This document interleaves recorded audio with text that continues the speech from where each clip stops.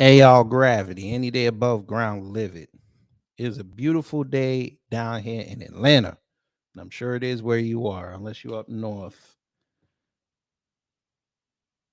But let's talk about this because y'all know I'm doing this series called Aftermath of Affirmative Action. Now we have done 4 episodes, lives and uploads. And I think we've got a lot of information, a lot of sides of differing opinions, but one that we did not get, family, was the MAGA side, because we know MAGA is they're a particular bunch. Oh yes, they are. They're a particular bunch. On some days you can get good MAGA, other days you get bad MAGA. To us over here in B1 Society, Black Empowerment Spaces, we know what MAGA is. They're a quote unquote cult who followed Donald Trump, and to a lesser extent, they followed Ronald Reagan. And they're all about God, family, country, and they're all about allegedly following the Constitution. And we know that's BS, because if they really followed the Constitution, half of the shit they'd be talking about, they wouldn't be talking about. But that's neither here nor there. The reason why we're bringing up MAGA today, folks, is because I wanted to do the MAGA response. Because Lord have mercy, when I show you some of this stuff, this is why I say conservatives are dumb. But before we get into that, let's see who's in the chat, and then we're going to begin. For the Tory and Rain, hello. That 1978 episode you played yesterday with Jim Jones. Yeah. Blacklight Revelations, hello. Maxwell Jenkins, hello. Greets, hello. All right, let's get into it. Let's begin. Yes, the MAGA chain is fire. That's why they run around calling him 45 Savage. I don't know why, but all right. MAGA, MAGA, MAGA, MAGA, MAGA, MAGA, MAGA, MAGA, MAGA, MAGA. I said it too many times. When I'm finna show up. MAGA was happy about affirmative action being struck down, folks. Let's just get to it. But they couldn't stop there.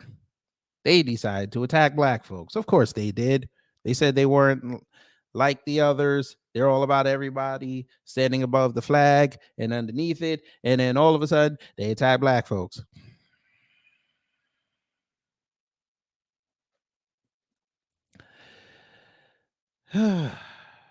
Let's begin. These cats. We're going to start here. Now, I played this last week when it initially went down, but we've got to show this again just for context. There is 45 Savage, the big homie. Marjorie Taylor Greene, aka Mostly Talking Garbage, is the big homie, according to TD. He is the big homie. What did the big homie say about affirmative action? Affirmative action. Should we keep it? Yes or no? I'm fine with affirmative action. I mean, should it be expanded or should it be limited? Well, it should be, you have to also go free market. You have to go capability. You have to do a lot of things. But I'm fine with affirmative action. We've lived with it for a long time, and I've lived with it for a long time. And I've had great relationships with lots of people. So I'm fine with it. Affirmative action. One more time. Should we keep it? Yes or no? I'm fine with affirmative action. I mean, should it be expanded or should it be limited? Well, it should be, you have to also go free market. You have to go capability. You have to do a lot of things. But I'm fine with affirmative action. We've lived with it for a long time, and I've lived with it for a long time. And I've had great relationships with lots of people. Okay, so you heard 45 Savage. Oh, yeah. Yes, I had to switch up the avatar. I had to, because Teslin would not let me up on her space because she thought I was going to troll because I just had the logo of the channel. But that's okay. I respect that. So I just had to do that. I had to stun on him real quick. I had to look like a reformed Muslim. And why? I did not mean that as a joke. I did not mean that as a joke.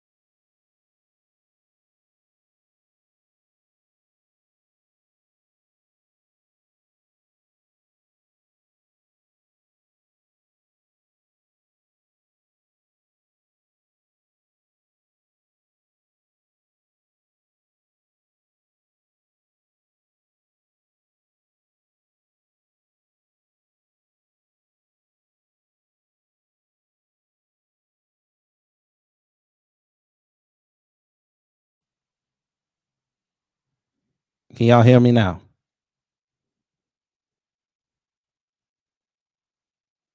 Put a 1 if you can hear me and see me.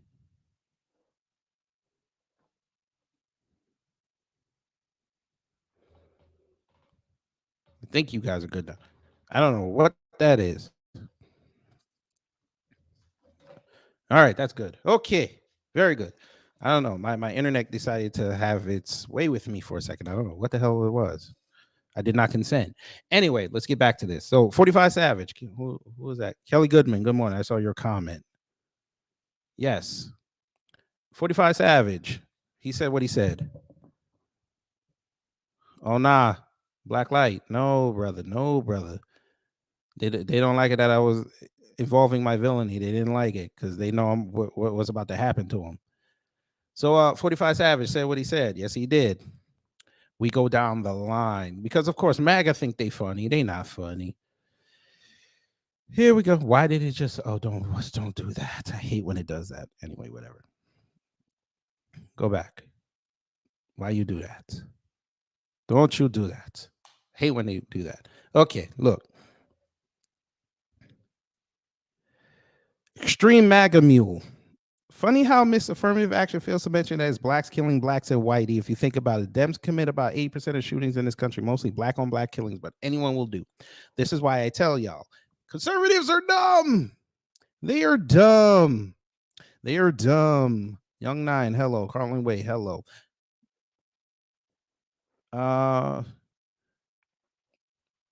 Joe Crack Biden. We're gonna start calling Biden by his Fat Joe moniker, Joey Crack. That's what we're gonna call him now, Joey Crack.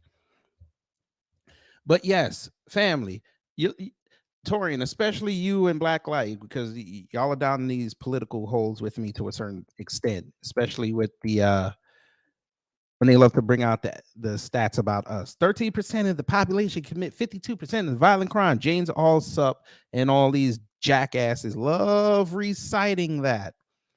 Hey, MAGA, I got questions. MAGA, MAGA, can you explain this? Look at where I'm at. FBI, Crime Data Explorer. What year is this, you ask? I shall tell you. Look at the year, 2021. 2021. Isn't that something? Isn't that something? That is something. But look at here. Now, where we are, all violent crime offender versus victim demographics. Here we go. Would you like to do it by numbers or would you like to do it by percentages? Holy shit. Look at the percentages. Look at that. Hey, MAGA, bring your red hatted fake ass Santa Claus. I listen to what OAN says. Bitch ass is over here. But I forget, you guys cannot see unless Trump tells you you have vision. What does that say? All violent crime offender versus victim demographics. We're going to do this again. I went by race. You and us are tied. So, yeah, can you change that stat? At least change it to 13% commit 44% of the crime. And then we go to 60% of y'all commit 44% of the crime. Can we do that? I think we should do that. We have to educate the children. We have to educate the children from a southern people. We got to educate the children. You idiots.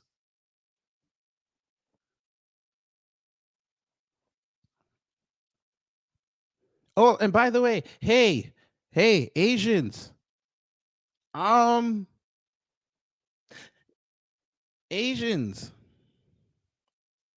About that bill y'all got. Yeah! Still want to tell me about Stop Asian Hate?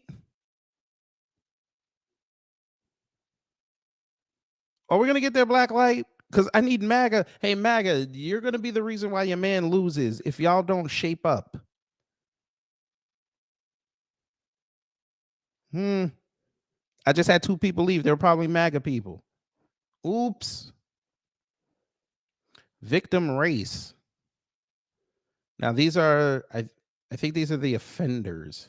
I believe this is the offenders. Hey, white people. Where's white people? No. Was this victim race? Hey. Hey. Hey. So white people, you were 50% of the victims. 38% of victims were black. Hey. I think you need to y'all get y'all weight up. All them guns that y'all love talking about. Where's all these guns?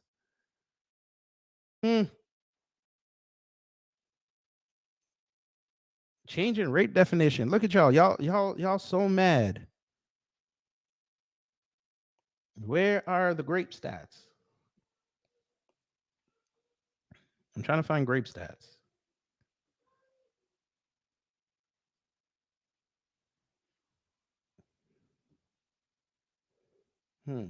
Where are the grape stats? You know, we'll look those up. FBI. Let's see. Yeah, we're gonna look at actually, you know what? I shouldn't put the R word. Let me not do that. I had to take that off the screen in case they try to use them bots to scan my stuff. Try to figure out what I'm talking about here. Y'all ain't finna do me like y'all did Sage. Peace. Shout out to Sage Hito. If y'all not subscribed to that man, go over there and help that man. He took away his monetization. I don't like that. Help that brother. Let's see. Ooh, 2019. Let's go there. Ooh. Where's the race part? This is just men. This is just that. Where's the race part? I don't want this. I want race. See, I'm trying to see something.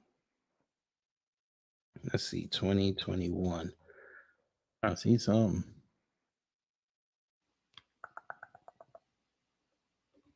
Let me see. Wasn't it? No,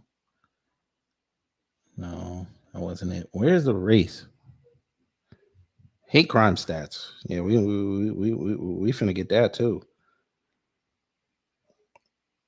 Because of course, MAGA sitting up here lying to folk. Let's see. What is this? Homeland Security Digital Library.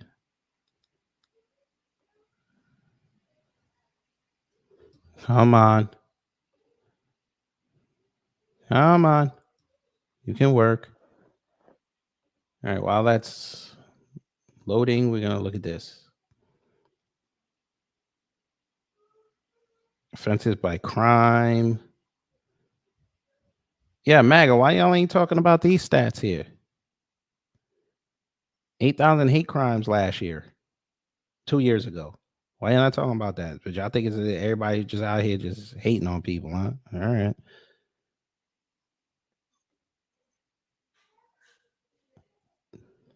Oh, it's a PDF? Okay, it's a PDF. Let's see. Let's check this PDF. Maybe it's on there.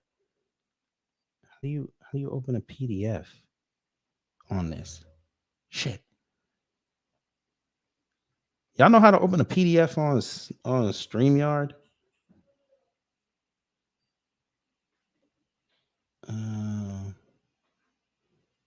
Fuck. Yeah, I might have to open it. You know what? We'll do that last because I want to get through all this stuff. We'll do that last. Remind me, Blacklight. Yoshimiro, hello. Thank you for the $5 super chat. Thank you so much. KO Kid Fit, what's up? I ain't heard about Agent Consistency initial fires because it doesn't exist. Oops, I said it. They're gonna get mad at me. I wasn't supposed to say that.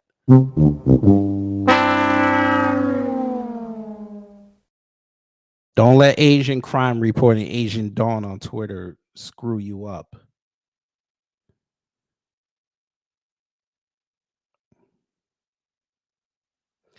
But let's get back to the MAGA folk. Because MAGA, y'all gonna cause your man to lose.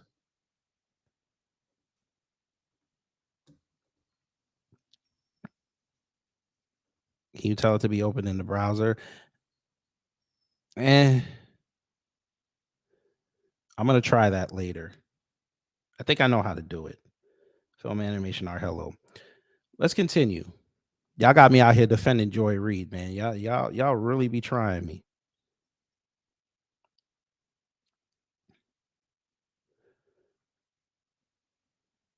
Here we go. Can we discriminate against MAGA now too? Can we deny them? See, this is what I mean. Y'all still don't understand what affirmative action means.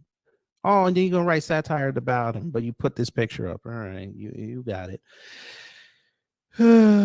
This is MAGA. MAGA will be limited as to where they can buy goods and purchase services. Both sides can play this game now. Again, this is what I mean. Conservatives and their adjacent cousins on the ideological spectrum are dumb. This has to do with college. They're trying to bring they're virtue signaling to the overlords and the a-holes to oppress them so they'll have something to bitch about. We don't play this game over here. Now y'all talking about legacy emissions. Yeah, that's going to affect white folk, but that's also going to affect you. Look at this. See, I think that's kind of dangerous. I'm just saying. You taking selfies while you're driving. I think that's dangerous. I thought MAGA was about law and order. This man really ended Roe v. Wade in affirmative action. I love this timeline. Okay, sure. Yeah, and they just keep going and going and going. MAGA, MAGA, MAGA, MAGA. So then we go here. Now, I don't really like PolitiFact, but this is good context. Did you see that bad face statement pertaining to the NBA? I'm going to go over that. That's going to be one of the other things I'm going to go over because she's dumb. And Vivek, I think Blacklight and I have a question for you. I think we have some questions. He's going to be he's going to like this when I show it to y'all. But let's go to this. PolitiFact.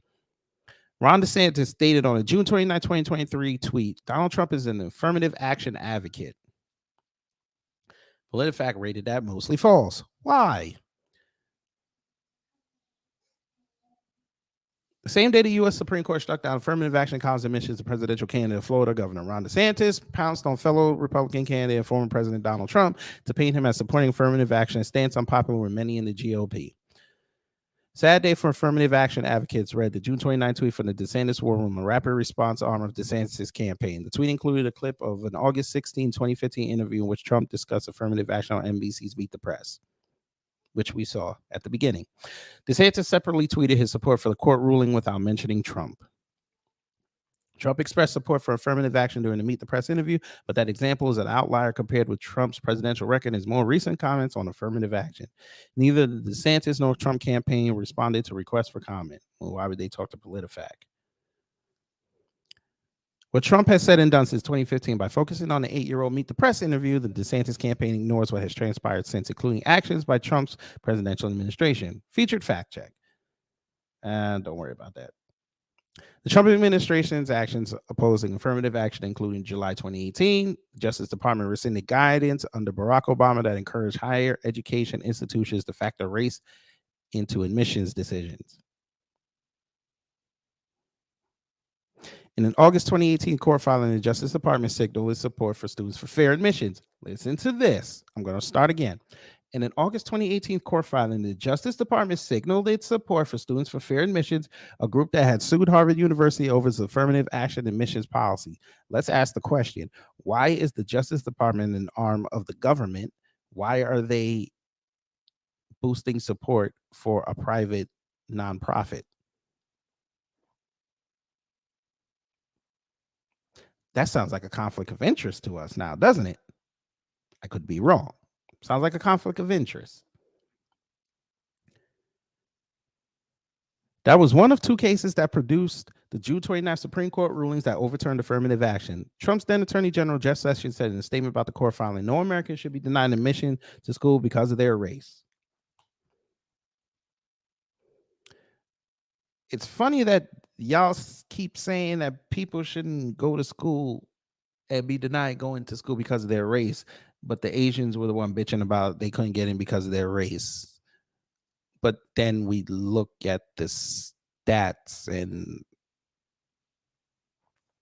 you know what? That's way above a lot of y'all's. Not y'all in the room, but a lot of people that are going to see this video is way above the synapses firing in your brains. Because y'all do realize, I'll just say it here, that the Asians threw a temper tantrum because they couldn't get into Harvard. But again, they also didn't get into schools like UCLA, but they didn't get sued. USC didn't get sued. I'm thinking about the Californian Asians now. The UC system, a lot of them go there. I don't hear too many of them complaining after the fact when they get their degrees. I wish I went to Harvard. Let's move on. New York City. A lot of them don't get into NYU. Oops. I wasn't supposed to say that. That's right. A lot of them weren't supposed, a lot of them never got into NYU.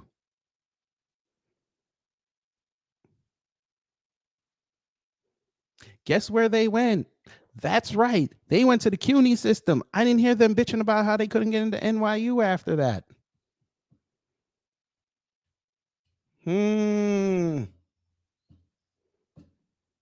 Should I keep going? There's a community college in Queens called Queensborough Community College. Do you know how many of them go there? And that's right above the hood. Oops. I don't hear them crying when they get into their preferred college after 2 years. I don't hear them crying. I'm waiting for MAGA to understand that all of this is performative and you guys fell right into it. You guys became the understudy for the fools. Y'all got bigger fish to fry than admissions at colleges. Wait.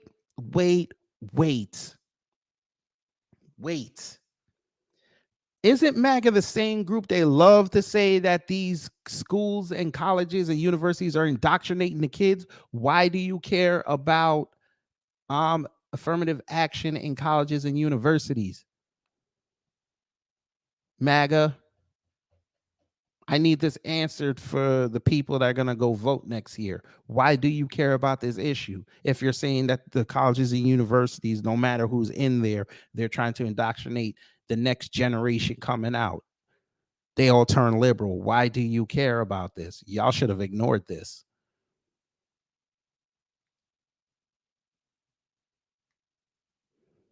Oh, we know, BB. I'm just trying to tell them a story. Why do you care about what Harvard did? Who cares?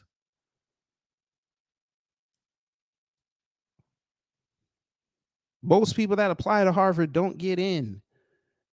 Hey, Asians, let me tell everybody the uncomfortable truth since you don't want to tell them. How many of y'all applied to Harvard with perfect SATs, perfect grades? You went over some of y'all had 4.6 GPAs and you still didn't get in because they probably read your essay and said you not balanced. Oh, we're not supposed to have that problem, right? I get it. Y'all supposed to just go surface level. I get it. I'm not here trying to dish y'all. I'm trying to tell you a story. Y'all think life is surface level. You think whatever is outside is tantamount to what's inside of you. Hell, when I played the video, what was it? The last live stream, when old boy said it, he said it out loud. Most of y'all just want to go to Harvard, Yale, Brown, Columbia, NYU to a certain extent. Tufts, Wharton, University of Penn. Y'all just want to go to those schools so you can stunt. I forgot about Pepperdine too. Y'all just want there so your parents can stunt, so they could put the nice little bumper sticker saying Harvard College, Harvard University, and say, "Oh, my son and daughter went to Harvard." That's for them. It's kind of like people with weddings. It's more for the parents than the actual people getting married. It's for the family to stunt. Because trust and believe, if you look over who's graduated Harvard, yeah, we don't have a lot of savory characters. I'm just saying.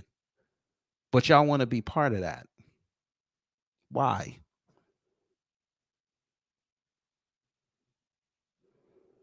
But back to MAGA. MAGA, this should not be an issue for you. You guys got about 49 days before your man got to go up there and he's got to show the world that he's evolved after 4 years.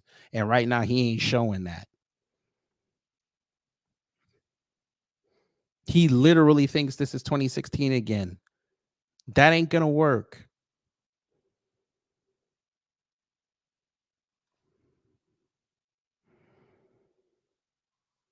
But all right, let's continue back with the PolitiFact. In April 2019, following pressure from the Office for Civil Rights in Trump's Education Department, Texas Tech University Health Science Center entered an agreement to stop using race as a factor for admissions, according to news reports. Great. They'll look at your name and deny you, and you would never know it. They could still use the same criteria. You never know it. Hey, Asians, you could do Harvard's entrance exam, score a perfect grade, and they still deny you. How are you going to say that they factored your race into it?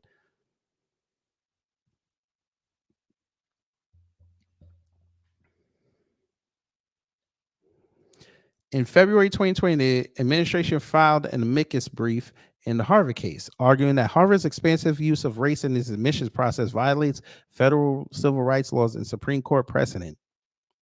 Uh-huh. Great. I think they're allowed. You just don't like it because it doesn't benefit you. See, us over here, the melanated folk, we get into Harvard, cool. We don't get into Harvard, cool. Y'all use it as a barometer of your life. Y'all want the world to judge you on what you did in your 20s before you even accomplished anything. All right. In October 2020, the Justice Department filed a lawsuit against Yale University arguing that it discriminated against applicants on the basis of race and national origin. The department dropped the lawsuit in February 2021, shortly after President Biden took office. I wonder why.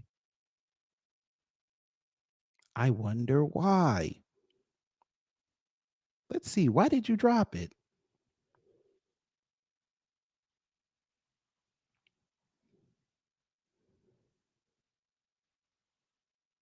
Why did you drop it? Let's go to the actual lawsuit and see why they dropped it.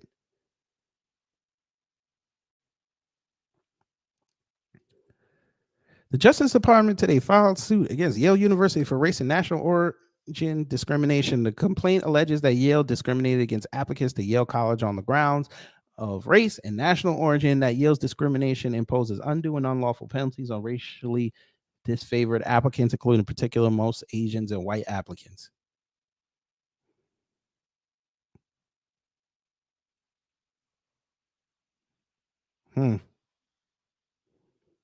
Maybe this has something to do with them doing that over $100 million quote unquote reparations package that they wanted to send out. Maybe it's got something to do with that. It's not exactly money, but they want to address and redress what their founder and the college was built on. Maybe that was what it was. Who knows? The complaint also alleges that Yale's injuries, well, that was Harvard, but you know what I mean. Yale was in the slave trade too, but that's another subject for another day. The complaint also alleges that Yale injures applicants and students because Yale's race discrimination relies upon and reinforces damaging race-based stereotypes, including in particular such stereotypes as Yale's racially favored applicants. Now, who the hell is that? If you're saying they're discriminating against Asian and white applicants, who the hell is that? because ain't too many Latinos going to Harvard. And ain't too many black folks. So who the hell are they discriminating against?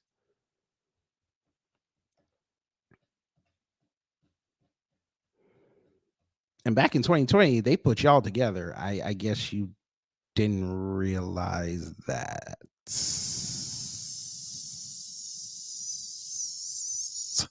But okay. Yes, Torian, they way overplayed their hand. They did not read the room. Again, white supremacy takes both sides of the argument. You've been told this, but you don't want to listen because you want to hug up with white people. Now you have to hug up white people and watch them as you pull away, scowl at you. Yeah, have fun.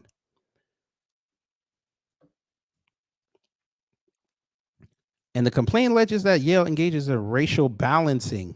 Racial balancing. Now, racial balancing is a problem. Let's hear. By, among other things, keeping the annual percentage of African American admitted applicants to within 1 percentage point of the previous year's admitted class as reflected in the U.S. Department of Education data. The complaint alleges similar racial balancing about Asian American applicants. Do you know why they're racially balancing? Because the government told them they had to do that, or they would cut their funding. Oh, y'all didn't know that. Yeah, there's a law in the books says a college and university have to have a certain percentage, or yeah, they can get sued and lose funding. Hmm.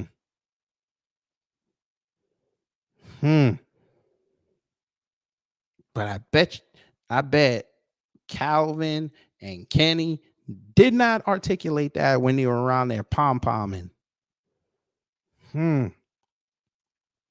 The department's complaint alleges that Yale's race and national origin discrimination violate Title VI of the 1964 Civil Rights Act. The lawsuit is the result of a multi-year investigation into allegations of illegal discrimination contained in a complaint filed by Asian American groups concerning Yale's conduct.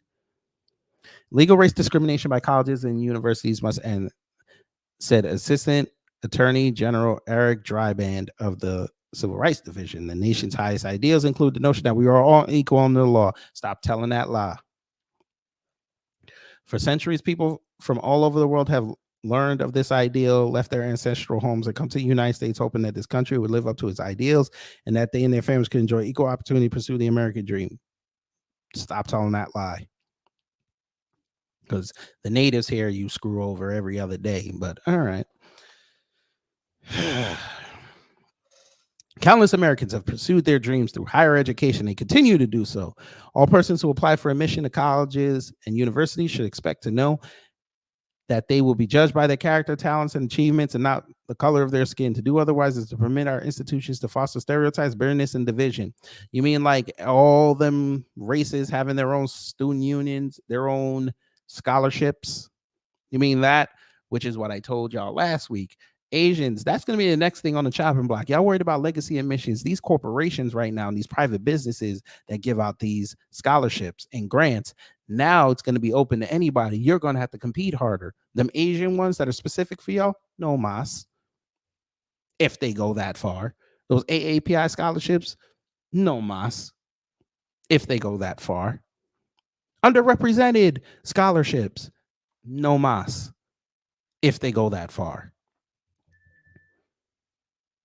Somebody put up a point on Twitter. I wish I'd saved it. They said, what if they start policing your zip code and using that as a determining factor? Hey, Asians, oops. I don't think you want to play that game. I don't think so. Because not only do the students that live in Chinatown are going to get screwed, but the ones that love to move to these white predominant areas, you're going to get screwed too. Oops. I wasn't supposed to say that. I love how y'all sued for this to get it gone, but y'all didn't have a backup plan. Kind of sounds like how y'all voted for Biden with student loan debt. And don't sit up there and try to tell that lie that most of y'all did not vote for him because he said that. Y'all voted for somebody with no plan. Now he's scrambling to try to figure out what law he can use to try to supersede what SCOTUS said. Yeah, I'm seeing the same attitude here. Kelly Goodman said, don't they like living in all the Asian neighborhoods? It's not that they don't like it, but whenever they get the opportunity, they like to go white adjacent. We know this. Black people do it too. Latinos do it too. Nothing wrong with that. You're allowed. Here's the thing, and this is what I preach on this platform. When you go through life, everything has to be about balance. You have to balance it out.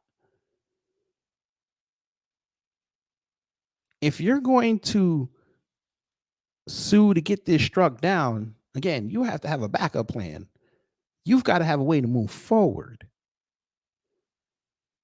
Likewise, all you assholes that went and voted for Biden in 2020, I said the fucker's name twice. Damn it. Fuck. Insult to my existence.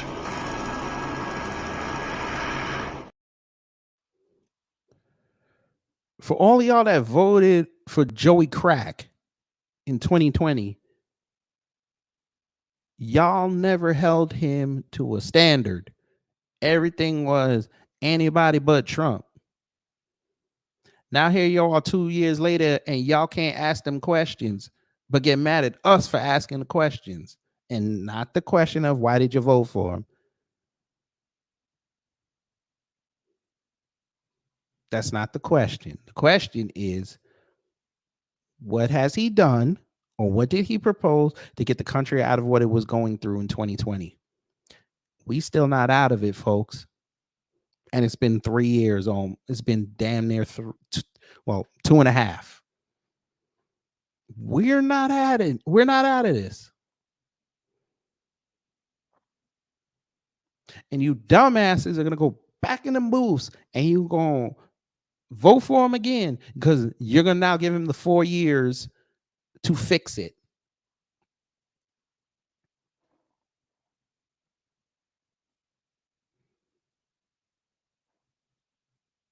We are 16 months away, and he has not told you how he's going to improve the country. We are sitting here looking at Roe v. Wade getting overturned. What was your backup? Y'all are scrambling to try to figure out which states are going to allow abortions.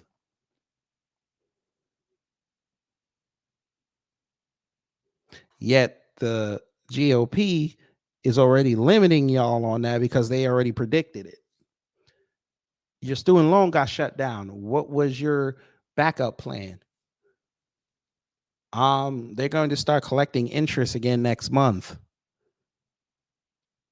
End of next month, early September, interest payments start going back into effect. You're going to start paying your principals back in October. What's your backup plan?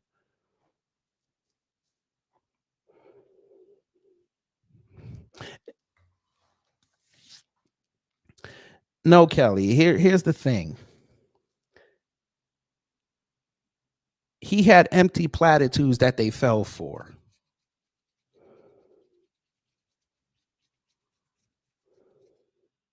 Because again, I'm sorry if somebody's going to tell me I'm going to knock off $50,000 of your debt. Wouldn't the first question be, how are you going to do that?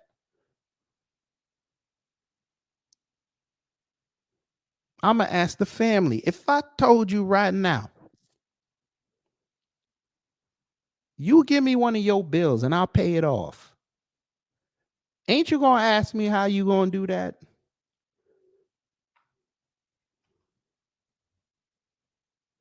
Wouldn't you want a blow by blow on how I'm going to pull that off? Nah, y'all sat up there and allowed him to say what he's saying here. Y'all allowed him to do whatever he wanted, no questions asked, because it was everybody else but Trump. And now y'all can't even stand up on your man. You can't even stand for him.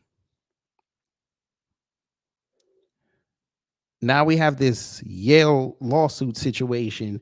Y'all didn't realize that, okay, we're going to sue these people. What's going to be the end game regardless of the result? What's the end game? How do we move forward? Asians, You know how y'all move forward? Y'all are sitting there online right now arguing amongst yourselves. That's right, folks. You don't believe me? If you can go on Twitter, somebody from the South Asian contingent went at Kenny Zhu. Oh, yes, they did. They got mad at old boy. They said, quote, and y'all can tell me if you ever heard this line before, "You don't represent us." I said, God damn.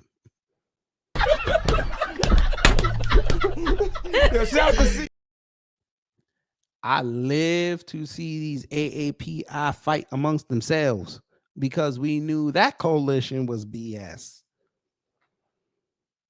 A dude from India told Kenny Zhu, "You do not represent us," and they were pissed that he said that he did what he did. I promise you, I'm gonna see if I can find a tweet right now. I died laughing. Damn it. I need that tweet, man. I might use that as some wallpaper, boy.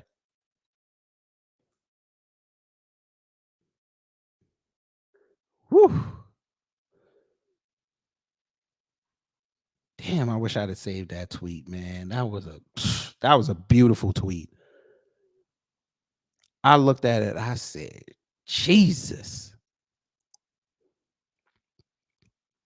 But back to MAGA. MAGA, you ain't off the hook yet. Hell no, you ain't off the hook. Because not only did you do that, MAGA, before I play this, MAGA, I need y'all to really, for the rest of the summer, go in y'all's ranks. I don't know if y'all got a registrar or y'all just go by who wear the hat, but I need y'all to clean out y'all's ranks and y'all foot soldiers, because if this is one of y'all's representations, man, y'all knew I was going here with this. Torian, where you at? You knew I was coming here with it.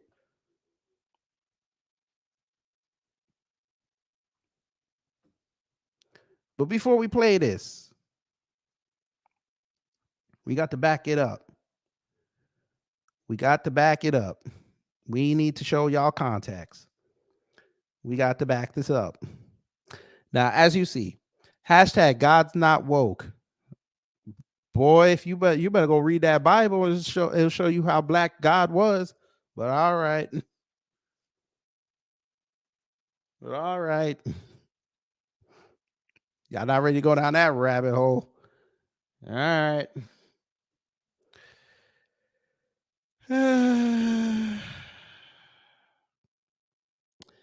This fool put this picture up. Now, I think this is a different caption.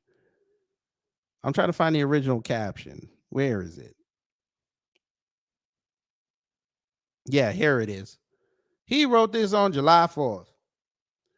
It says, "Great to live in a country where I can pray and carry a gun, support our police officers at the same time, and F celebrating Juneteenth." Sir, oh God. What does Juneteenth have to do with July 4th? This is why I say conservatives are dumb. Y'all will listen to anything that is culturally sound without doing research. Y'all are dumb. What is that? That is a maggot. That's what they call them. Jacqueline Johnson, hello. And Noah, hello. BB, I forgot to tell you hello, but hello. This is one of the maggots. That's right. He went up there and wrote this on July 4th, showing a gun and the American flag and the Blue Lives Matter flag. Now, if one of us posts a gun on here, we get thrown off. We get put in timeout. But he get to put up a gun because it's July 4th. And he got on the MAGA hat. All right, say less. He got 6.9 million views on this. You know we came to come see him, but all right. We went in on him. Yes, we did.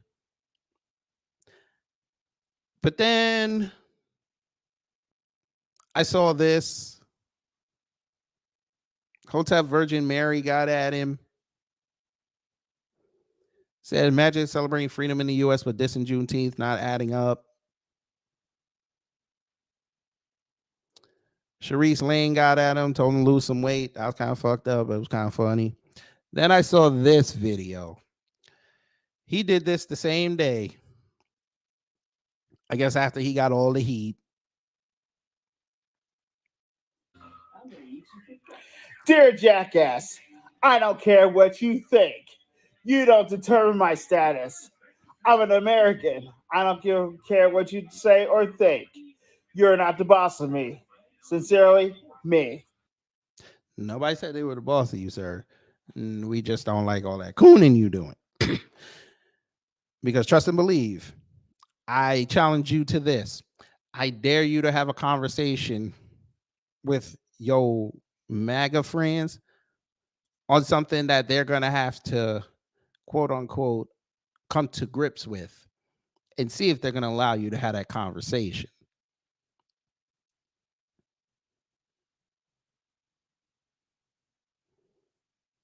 His name is God's not woke when the concept of woke is biblical.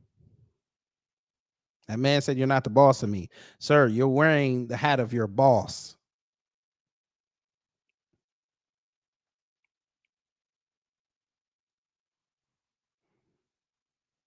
What did I tell you about the American races? They'll say something within 10 seconds on themselves. Sir, you said nobody's the boss of you, yet you're wearing your boss's hat.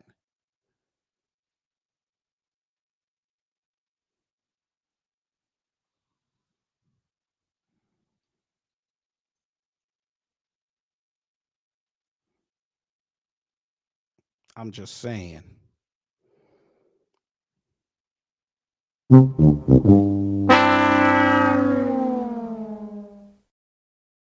Come on, my dude.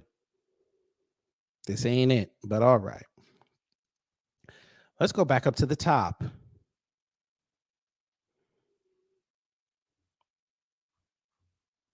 Let's go back up to the top.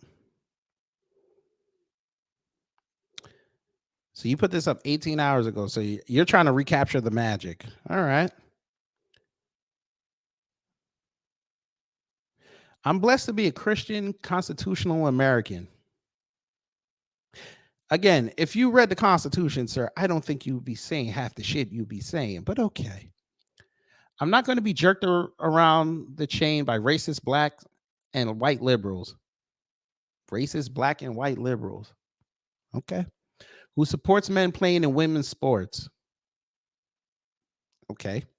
Drag queens around children. Okay. And support gender ideology and sexual literature in schools. Okay. Because I went down the thread of your initial post. Wasn't too many black and white liberals in there getting at you. Wasn't too many. There's more people like me. Independents. Like, what are you doing, sir, as a black man? What are you doing? Sir, number one, them knuckles are, whoa, boy. I don't even mean to roast you, but you gonna get roasted. First off, if you're gonna take a picture, sir, put some lotion on. Come on. You know what? Nah, no, we gotta give you lotion because you like white. Because I was gonna say get you some cocoa butter, but you probably say that shit is woke. You gotta get that Dove, son. What is this? Unless you was doing hard work around the house, what is this? That's number one. Number two, sir, you're a black man on social media flashing a gun. Yeah, but you'd probably be the same person if a young boy did that. You'd say, well, you know, if he ran into a cop, he'd probably get shot. You probably one of them. 3, you're wearing the Blue Lives Matter flag. You're waving that around. Nobody say you can't support cops. Do your thing. But sir, guess what? Them cops ain't gonna care that you got a MAGA hat on if you do something wrong out here in these streets. Just like I tell the immigrant class, they not gonna care when they bow down on you, when they come for you. They not gonna ask you what flag you pull out. They gonna see your melanin. They just gonna think you just another nigga.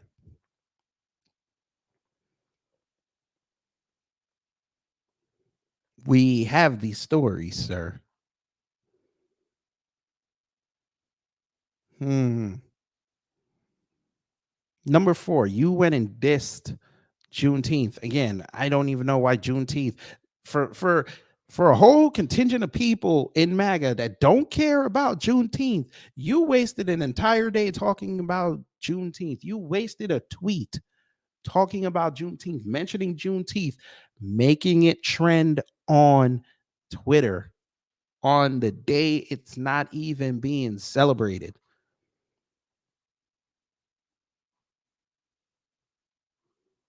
But we're supposed to take you guys seriously when you talk. I think we're good. I'm just saying, I think we're good here. This is why they don't hold y'all up in high regard.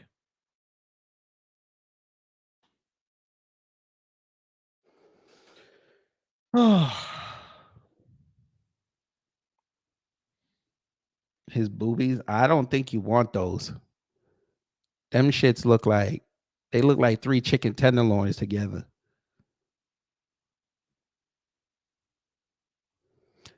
I don't even think they could save him.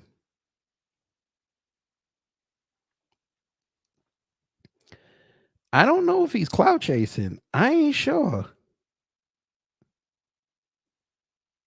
This fool put Blexic in. There it is. I just noticed this. This is perfect. You wrote Blexic, so I could go talk about old Coon Dance. Coon Dance. Oh, Coon Dance. Coon Dance. I get it. Nobody's taking to your videos and uploads of vaccines and your hesitation, or more accurately, your refusal to give your kids vaccines. And you want to be the chick who is going to take all these vaccines to task. I guess that Griffith Avenue ain't working out too well. So you said, you know what? Before the month is out, I'm going to write a tweet that is just hella wild. You wrote on June 30th, imagine if the NBA declined LeBron James because there were too many black people in the NBA and they wanted racial diversity. So they instead allowed Ed Sheeran onto the Lakers in his place. That is exactly what Asian Americans have been enduring for decades at Harvard. You got to be the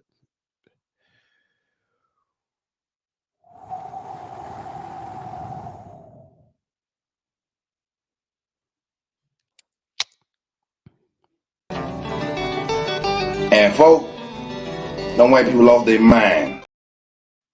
I played that clip because I just remembered that white girl said she's the most angry white woman she's ever seen.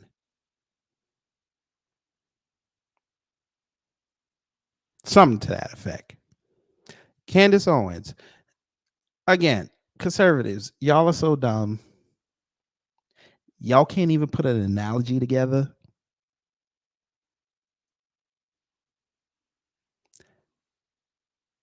Okay. Okay, so your premise is, imagine if LeBron James got denied entry into the NBA because they want to, quote unquote, appease a diversity quota. Okay. Plenty of black men have been denied in the NBA over decades, but okay. But your counter to that is Ed Sheeran.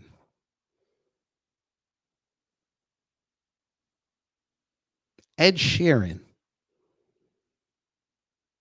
who I don't think any of us have ever seen play basketball, but that's You picked a ginger white guy from Europe to be the antithesis to LeBron James.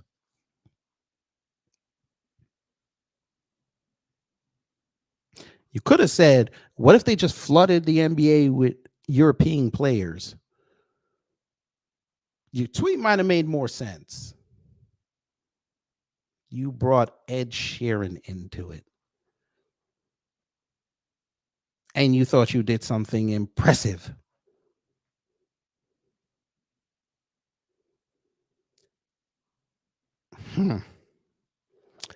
I am not bothered by the fact that Black Americans dominate Asian and white Americans in basketball and football. You're not bothered, yet you brought them up. I don't even. Why would you bring up the NBA in a discussion about race-based admissions at colleges? LeBron James went to the NBA out of high school. I could have maybe given your tweet a pass if he had went to college. But okay. We are simply better at those sports and are the best players who train the hard, and the best players who train the hardest and therefore score the most points should play. This isn't complicated. So you shit on that man, you shit on the black race, but then want to put us over. You see what I'm talking about? The American racists. They'll say something in 10 seconds on themselves. Ma'am, you should have quit while you were ahead. I take that back. You should have quit while you were way behind.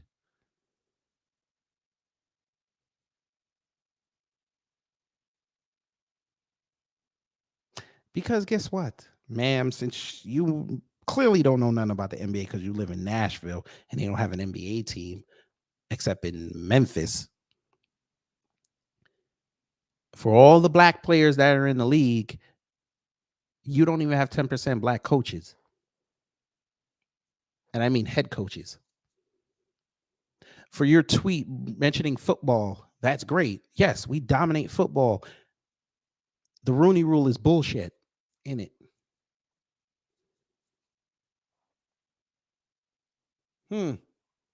It's funny how that worked out, right?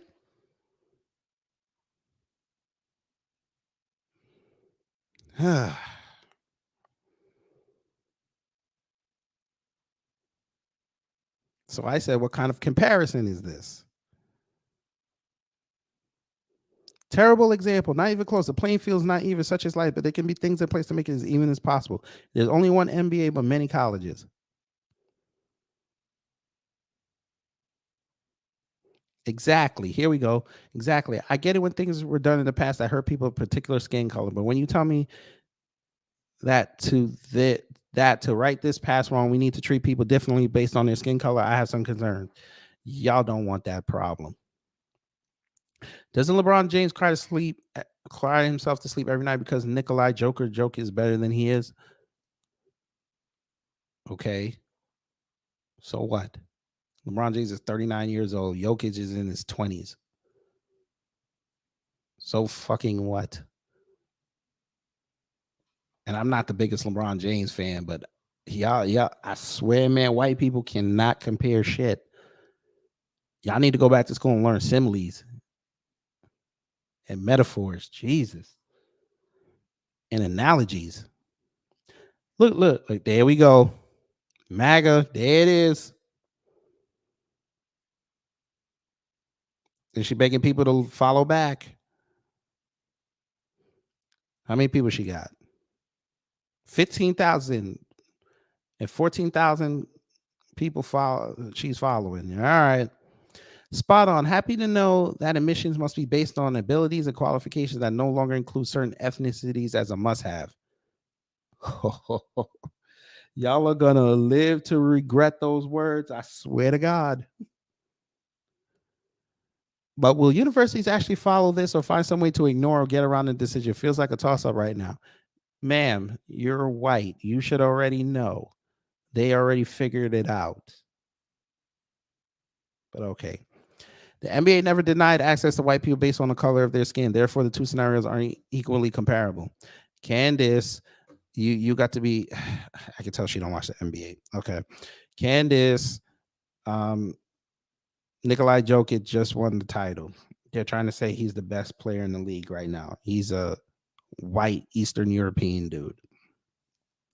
Luka Doncic, another white Eastern European dude. They compared him to Michael Jordan when he first came. Or did you forget that?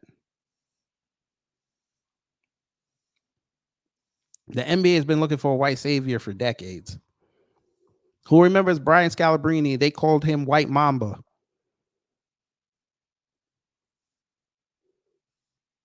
The NBA does not have a problem marketing white players. Look what they're doing with Austin Reeves in LA. He's about to get a max contract, and barely anybody heard about this dude 2 years ago. Tyler Hero down in Miami. One of the best players in the league.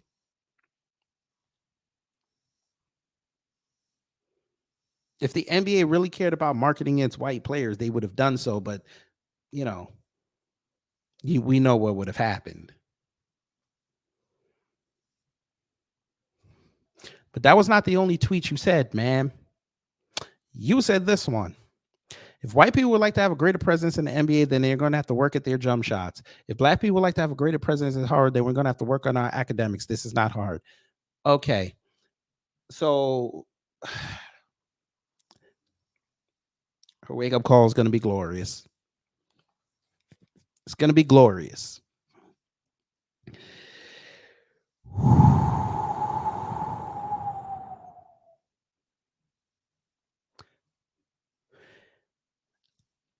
If white people would like to have a greater presence in the NBA, then they're going to have to work at their jump shots. Okay.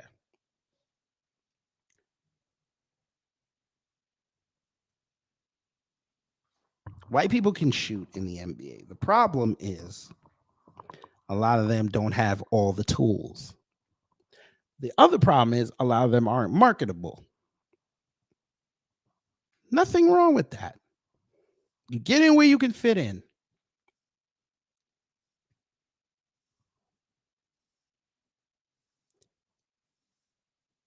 White players in the NBA, you know how they would get marketed way better if they just did this one thing. Play better defense. We know why they can't do that. They don't have the body type. They don't have the genetics. We know this. It's been proven. But okay, I'm going to get in trouble for saying that, but I don't care.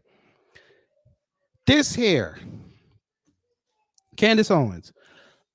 I guess you don't really pay attention to news, but how many black kids have been getting scholarships lately, totaling over millions of dollars, getting into 76 schools and 105 schools?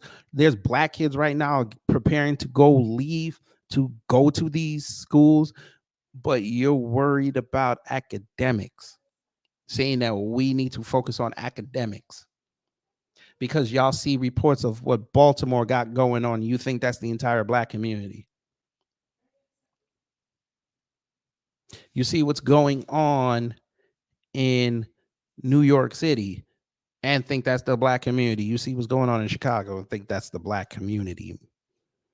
But your ass will want to go outside and fix the problem. You just want to talk about it. Guess what? We went and fixed the problem, man. 30% of black kids are not in these public schools. Black parents have been sacrificing for decades, making sure their kids have accurate education and the best advantages possible. But you don't want to highlight that.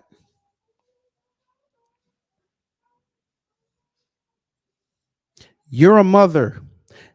I guess your kids aren't going to have those problems, right? Because you come from an affluent background, right? I want to see how you're going to deal when your kids come home with their first bad report card. Am I allowed to then say, you know what? If black people would like to have a greater presence at Harvard, then we're going to have to work on our academics. Can I say that to you? Because we know how you social media conservative whores like to put everything online.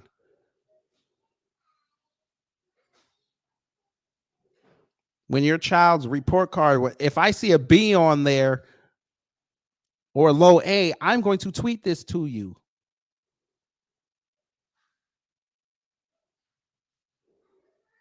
Bet you be the last time you put your kid's report card online, like the last time you put a picture of your kids online. Man, let me explain something to you. You and I are linked by this one little fact. We're both college dropouts. I would not be talking about this stuff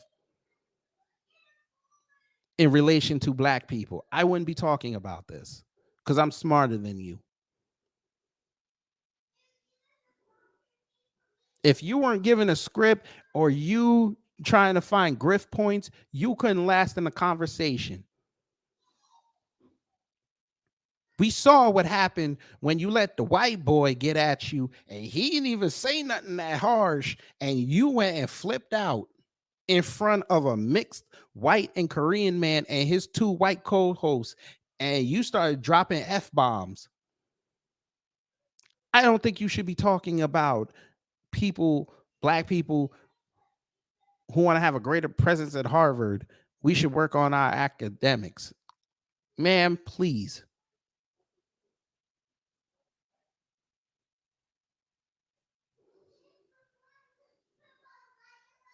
See me, I'm not like you. I'm not scared from smoke. If I say something to you, I say something to you. I tag you in it. Because I'm not afraid. If I'm wrong, then prove to me I'm wrong. I've done that for years. And I got respect out of it. Don't nobody respect you, ma'am. The people you cape for don't like you. The people that you should be on code with, even if we have differing opinions, you'd rather not align with us. And then when the shit hits the fan, you try to run for 3 days, don't say nothing, and you pop back up, or you run to your podcast and try to control the narrative when everybody else saw it.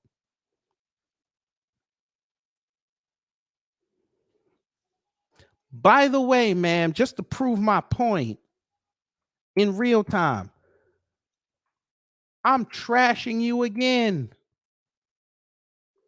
I'm trashing you again for this asinine tweet. You're more than welcome to refute it.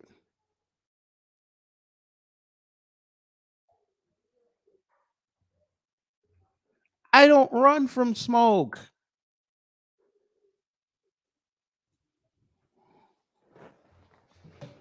You let white liberals not have you share the joy of your motherhood with your crowd because you don't have enough stones to stand on what you say or do. You let an interior decorator tell you to your face in an email what he thought of you and emasculated your husband. And all you could do is bitch about it on your podcast and share an email.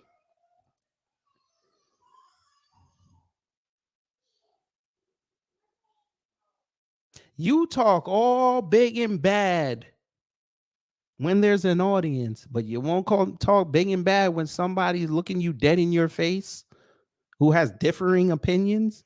See, it's easy to come down here in Atlanta and go sit on the Revolt Summit with Killer Mike and T.I. and Tamika Mallory and that light-skinned dude and Katrina Pearson.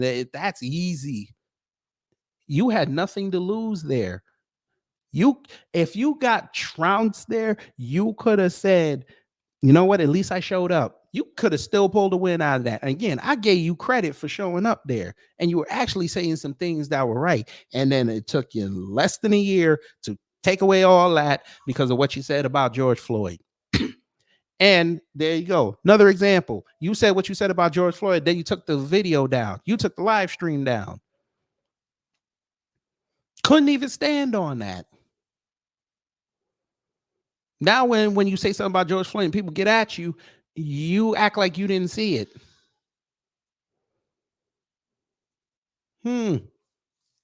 Should I keep going? The airport incident that I played a month or two ago, when that was a lowly white woman that don't have your bank account, your husband's bank account, your life, your affluence, your notoriety, even she knew she was above you. Are you a black person? And you got flustered.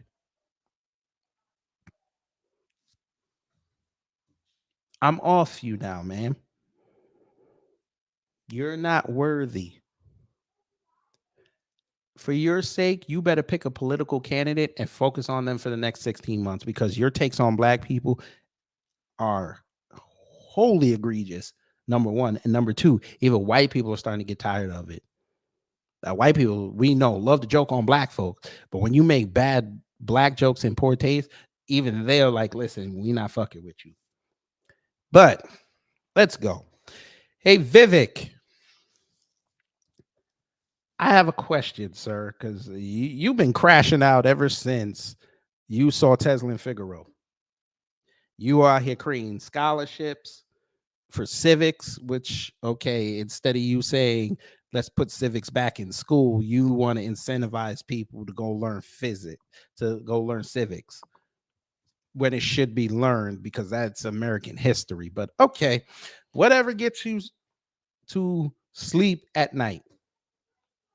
Vivacious ramen noodles. I have a question. Because again, Fortune magazine got at you. They called you a failure. They literally called you a failure. You don't believe me, or you forgot. That's what we're here for, sir. This is what New Black Media does. Not the Breakfast Club. Maybe this is why you don't want to show up, because we'll start pulling these kind of receipts. Now, this one is fairly new. It's a little bit of crumpled up, a little rabbit ears, but I think we should start here. Vivek Ramaswamy is threatening GOP heavyweights in the polls only because of his money, but his business record doesn't live up to the hype. Yale's Sonnenfeld and Tian retrace presidential hopeful Vivek Ramaswamy's business record. So they send in Far East Asian after you. But I thought there was an AAPI coalition, but okay.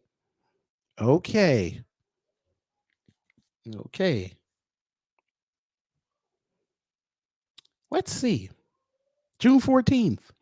Following Donald Trump's latest legal travails, the spotlight turned to alternative GOP primary candidates for the 2024 presidential election.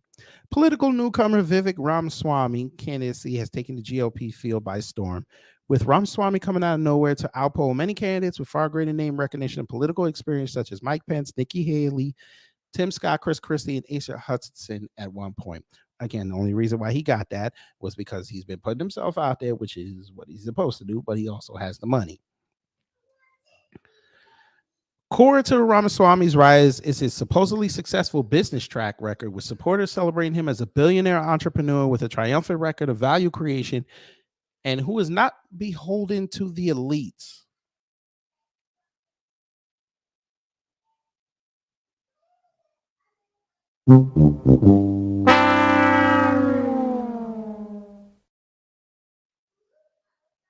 That water. He about to get this work. He about to get this work. I don't like it when left-wing media lies. I don't like it when you guys lie. I don't like that. Tell the truth. Tell the truth. Beholden to the elites, you said.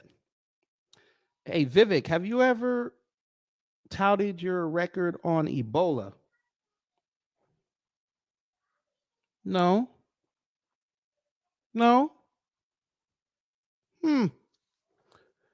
European Pharmaceutical Review. Tech Mirror to change company name, suspends development of Ebola drug. Not beholden to the elites, you said. Okay, let's see. Tecmira Pharmaceuticals Corporation has announced plans to change its corporate name to Arbutus Biopharma Corporation to be effective by 3 August 2015. Tecmira plans to change its corporate name. We don't care about that. We care about this. Where, damn it, was it? This used to be Tecmira. Vivek used to work for this family. Oh, yes, he did. He used to work for this company.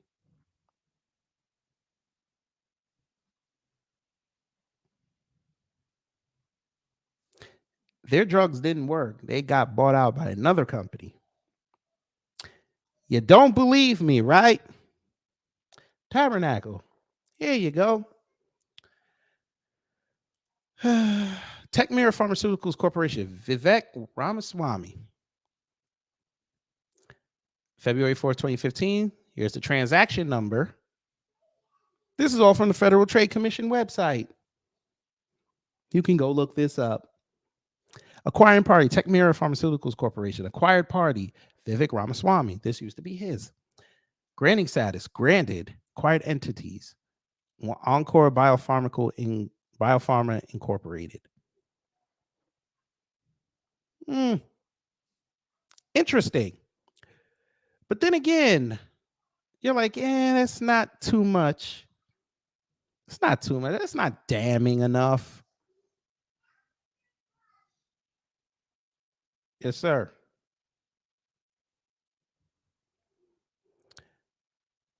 I see you're not damning. That's not damning enough.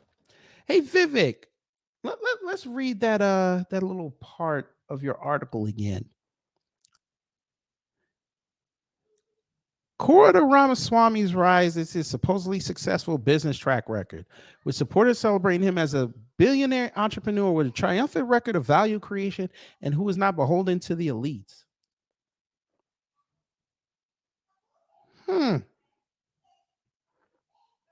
that water. He about to get this work. He about to get this work. Not beholden to the elites, you said. That's what Fortune said. Sir, you've been known to the State Department since 2007. Damn, family, you don't believe me. You don't believe me. Okay, what if I told you that Vivek ran a website that was connected to the government? Shit, they're going to take this live stream down. I already know it. That's fine. I'm here to educate my people.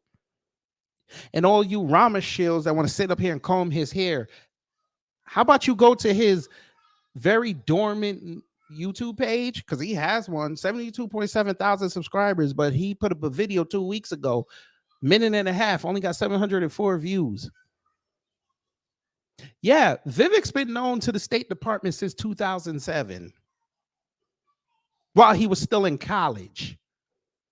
But you're right. I'm just hating on this man because today somebody told me I'm hating on him because he's not the right brown. He's not the brown that I like. Y'all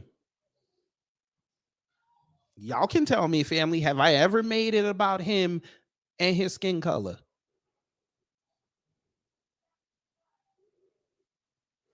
But yeah, Vivek's been known to the State Department since 2007.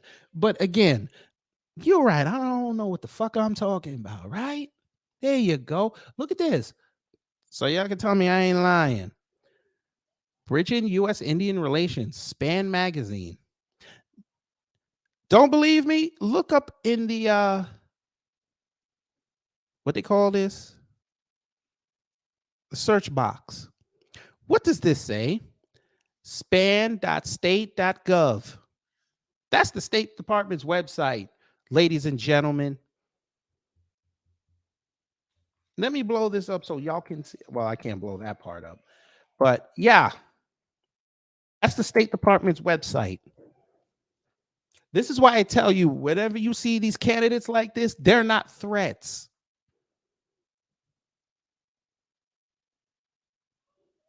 I'm going to say that again. If they give you candidates like this and they don't ask these questions, they're not threats.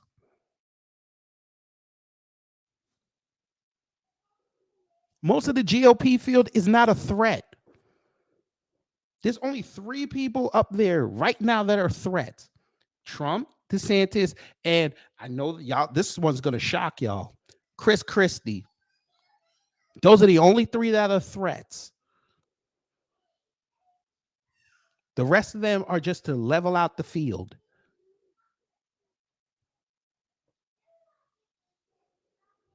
But let's see. Breaking down barriers to entrepreneurship. This was in 2011. Today, with the internet, social networking, and other media, people are interconnected, says Vivek Ramaswamy, making the original hotbeds of entrepreneurship not as distant as they once were. And this is him at Harvard graduating. Shout out to him. We not hating. Do your thing. I wonder if your sons are going to become legacy admissions if they don't strike it down. You know, why wouldn't Harvard want to take in a legacy admission of a presidential candidate? Why wouldn't they want to put his name on one of the medical wings? But okay. As a student at Harvard University, Vivek Ramaswamy realized that even in Cambridge, Massachusetts, which boasts of 2 world-class universities, Harvard and the Massachusetts Institute of Technology, students with entrepreneurial aspirations had difficulty connecting with potential partners and investors. He decided to do something about it. In 2007, his final year at Harvard, Ramaswamy partnered with fellow student Travis May and co-founded studentbusinesses.com, a website to connect students with the entrepreneurial ecosystem. The duo also developed 2 supporting software programs. In 2009, they sold their business to the US-based Kauffman Foundation. Put a pin in that, which is focused on advancing innovation and training future business leaders. The foundation later rebranded studentbusinesses.com as an iStart. So again, the State Department done knew about this dude since 2007. The Federal Trade Commission done knew about this dude since 2007. The Small Business Association knew about this man since 2007. The e-commerce division of the government knew about this man since 2007. And y'all want to try to tell me that he's a political outsider?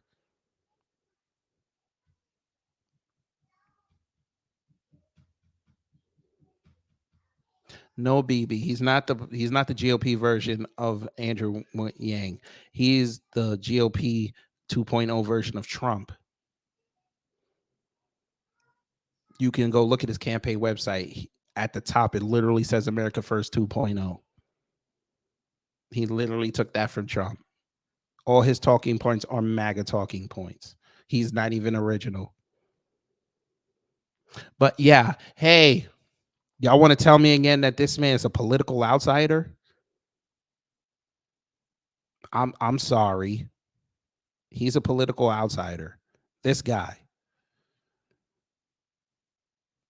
This guy. The object of studentbusinesses.com was to connect young students with the entrepreneurial ecosystem and tap into their energy. Some research, however, shows that the majority of successful entrepreneurs have had years of experience and also industry know-how before they went out on their own. How do you envision bridging that gap? It is a distinction we were acutely cognizant of at the time we started studentbusinesses.com. Some folks we approached at the initial stages to join us as advisors and consultants told us that they didn't believe in our concept because they felt that a person needed to have substantial industry experience in order to become an entrepreneur. We viewed it a little differently. We felt that young people, including those coming out of the university program, are at a stage in their lives where they are able to take the biggest risk. They also have a fresh perspective that's not colored by industry experience. That inexperience or freshness can be catalyzing. Of course, it could potentially impose limitations on the types of things that young students may envision themselves doing. We wanted to tap into that innovative lens that younger people at universities possess. Recognizing the value that experience could add, one of our major initial theses was that the experience of starting something new can be a valuable experience in itself. I wonder how you feel about HBCU graduates bringing on HBCU graduates. I wonder how you would feel about that because they help.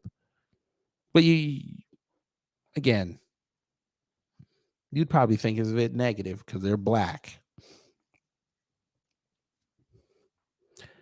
Even if the venture doesn't result in anything, absolutely, the act of trying can be its own experience. And that was part of our thesis from the very beginning in terms of the value created for a student by founding his or her startup company. You launched studentbusinesses.com in 2007, the semester before you graduated from Harvard. Times were good then economically. We didn't think about the world as we do today. How did you and your co-founder, Travis May, manage to get ahead of the curve? Did you see this coming? Actually, it was a very difficult time to start a business. Even though the message of entrepreneurship became all the more important, it was not lost on people. The conditions of fear that existed at the time were somewhat of an adversity, that we faced in launching the company. Again, this man's been known to the government since 2007.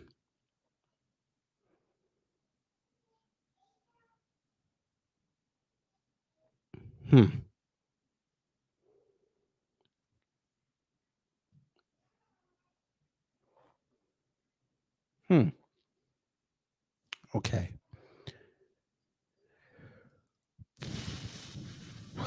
Is there an example of something frustrating that happened or a specific point where you and May said, we can do this better? What was the spark that made it into something more? We observed, for example, that there were a lot of people at Harvard who were idea driven but didn't have technical skills to accomplish what they wanted to accomplish. They were always looking among their own community for people who had technical skills to help them launch a new idea that they had. Huh? Say that again. They were always looking among their own community for people who had technical skills to help them launch a new idea that they had. What's wrong with that?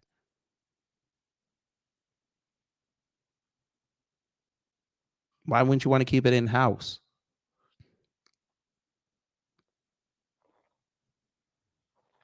Okay.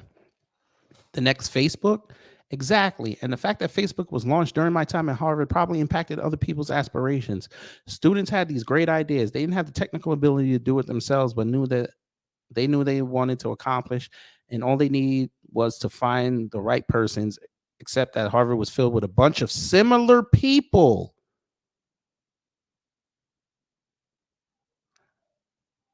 So you didn't like the fact that Harvard wasn't diverse enough?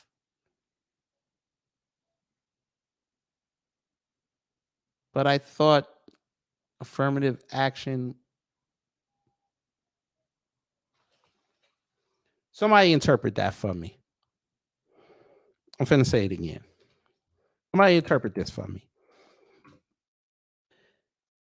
Students had all these great ideas. They didn't have the technical ability to do it themselves, but they knew they wanted to accomplish.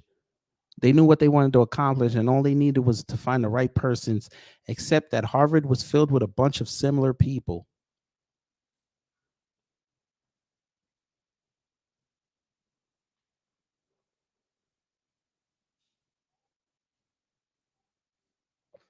But I thought y'all said that Harvard was discriminating against people who had diverse backgrounds.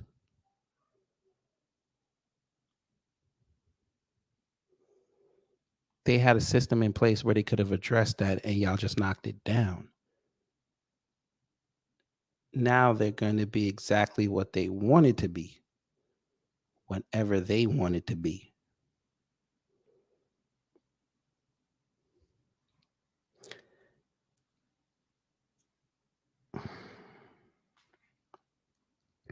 Harvard has over $50 billion in endowments doing what they've been doing. You just knocked the one weapon that you could have used to get more students that look like you in that school. You basically took the shackles off that school. They can pretty much do whatever they want. You just created a renegade university of the Ivy League level.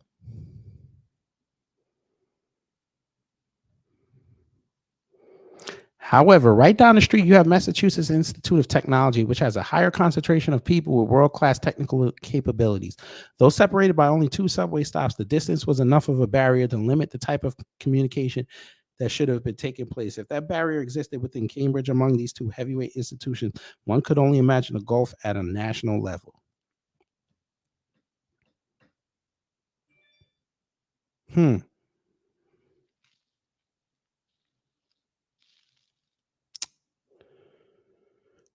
Once again, family, Vivek Ramaswamy is not a threat. I get that he out here and he got to talk on black folk. I get it. He's not a threat.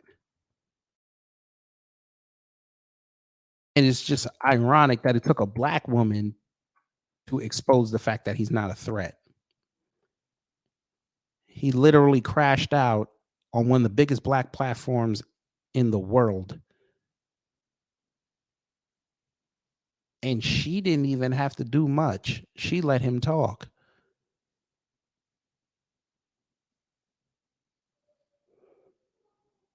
She let him talk.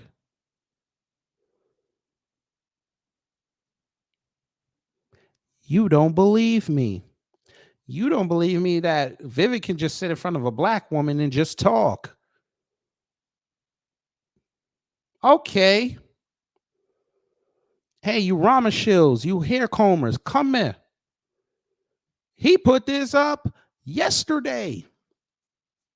25% of families in America have no father in the home. True privilege is not based on the color of your skin. It's being raised in a stable family with 2 parents. Make family cool again. You sat in front of a black woman and said this. Why didn't you say this in front of Teslin?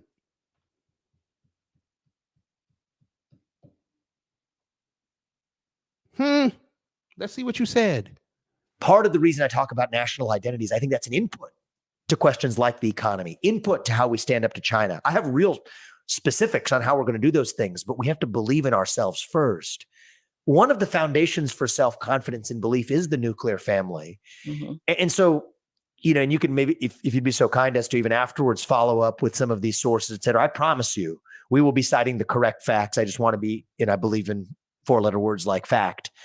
It matters. So arm me with that and we're good there.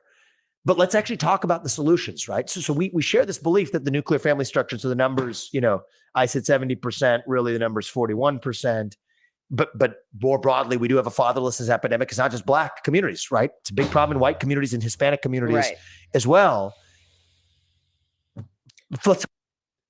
I thought you don't see color, sir. I thought you don't see color. You told people you don't see color.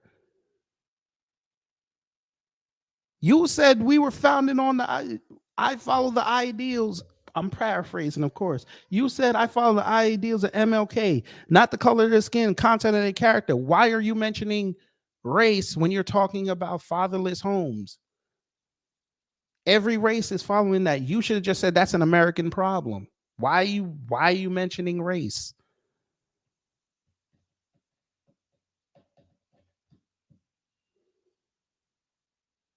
Race should not have factored into your statement. And of course, you're smart. You went for black people first because you know if you'd have said white first, they would have came for you. And you sat in front of a black woman and said this, a black woman who's for men's rights. But I noticed you didn't bring up the CDC report that said black men are the most active in their children's lives. I love how you don't reference that. Now, I didn't see this interview, so I don't know if she brought it up, but you could have brought that up. That's widely been known, sir. Okay. Let's hear you say it again. But more broadly, we do have a fatherlessness epidemic. It's not just black communities, right? It's a big problem in white communities and Hispanic communities as well. Let's talk about the solution. So you've clearly thought a lot about this yourself. You're clearly a smart person yourself. What the fuck?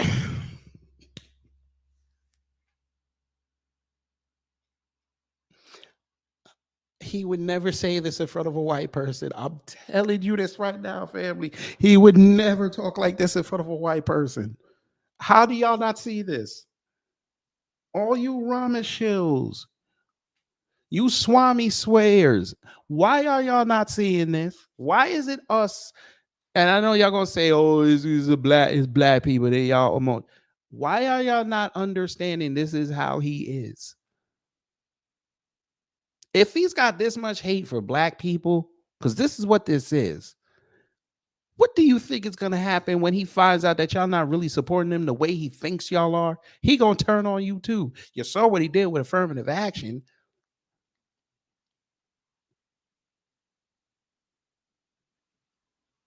This is the coalition that you want to use to oppress black people. We don't care. You can do whatever you want. You can send anybody you want after us. We shut them down. This is the guy you want. You guys are telling me that should be looked at as a viable threat to Biden.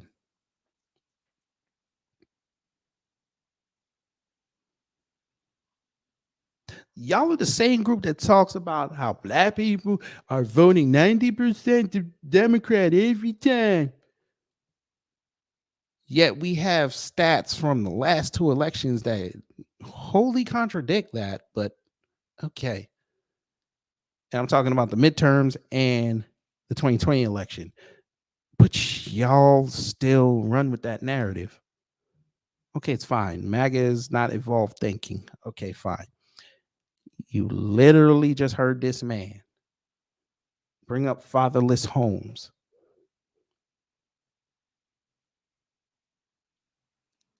And instead of saying it's an American problem, because y'all are the same people who say that y'all shouldn't be judging people on race unless it conveniences you. Y'all just allowed him to do that and nobody pushed back on it. Y'all, I don't see y'all on his page saying a damn thing. Why are you making this about race, Vivek? Oh, because he mentioned black people first. Because again, if he'd have said white people first, y'all would have been calling them all kind of sand ends.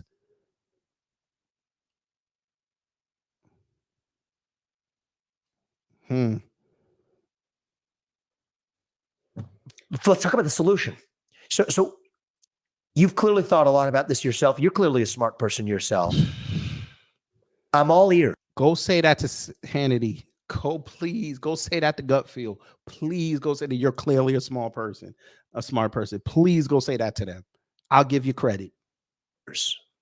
If we agree that that is good, that we're not just running from something, we're running to something, and the family is a part of what we're running to. I was on Fox News this morning saying I want to make the family cool again in this country, right?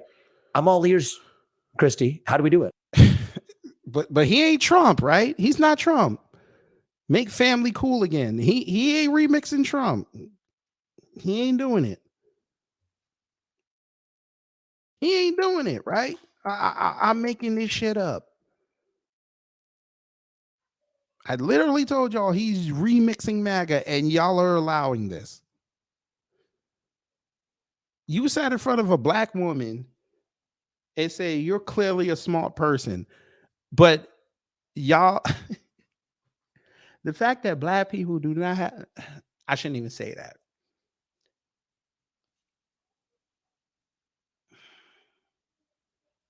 How do y'all listen to a candidate who keeps telling you it's nothing about race, but he keeps bringing race up?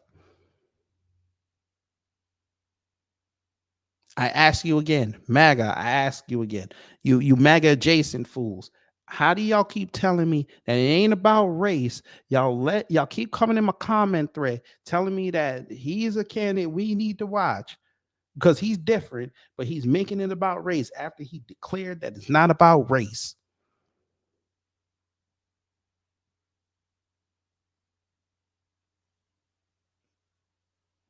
If anybody's being woke here, it's this man.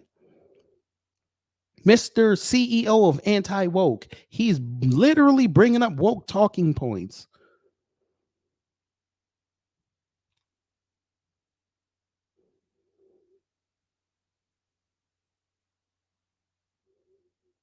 A lot of that work is not going to be done at the federal level, right? A lot of that work is going to be done Sure. in communities, for communities, by communities. Which we've already done. 30% of our kids are not in public schools. We've already been doing the work. We are getting our children on code. You want a community example? The FBA Expo, community example. The Rally for Reparations, community example. Going to these hearings on reparations, community example. She's right on that. It's not going to be done federally. It's going to have to be local and state.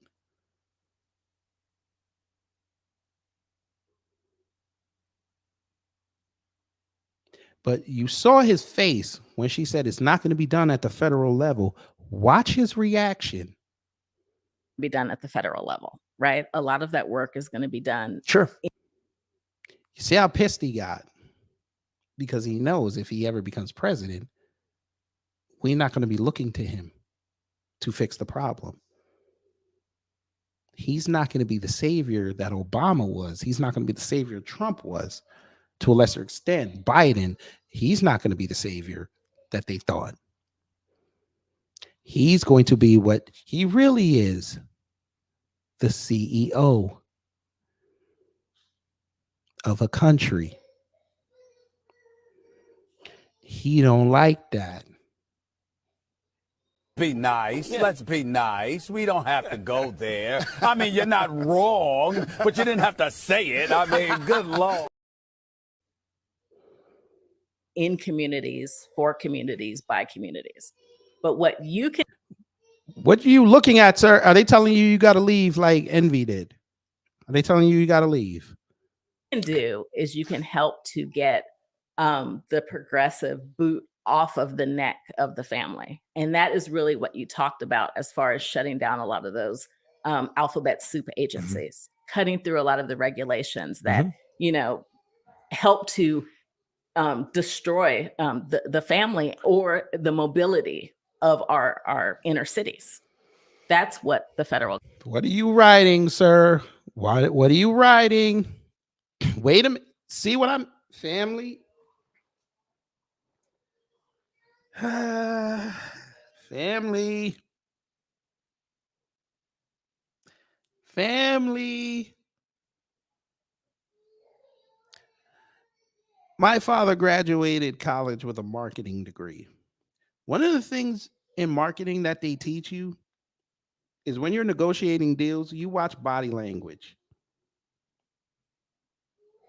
Family, go look at his Hannity interview. He gave that white man so much eye contact. He was attentive. In a word, he was charming. And he got his points out. Why is it when he talks to black folks, he's combative? He makes weird gestures. And right here where I paused it, I'll back it up a little bit. She get to talking and she's dropping some knowledge. Why is he going to just start distracting himself and start writing something down? She said something else before. He looked up at somebody else or the clock, whatever. As far as shutting down a lot of those alphabet soup agencies, cutting through a lot of the regulations that, you know, help to destroy the family. You're in an interview. What the fuck are you writing? Are you writing your lunch order? Are you writing, I'm never doing this show again? Are you writing reason 245 of why I'm not going to do any more interviews with black people?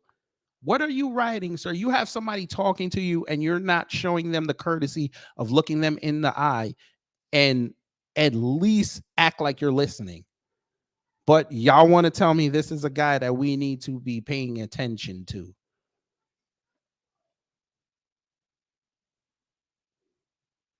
Okay. Family or the mobility of our inner cities. That's what the federal government can do. But a lot of it is work that is going to be. If I were her, and I'm not, if that was me sitting in that seat and I saw him start writing, I'm like, yo, what are you writing?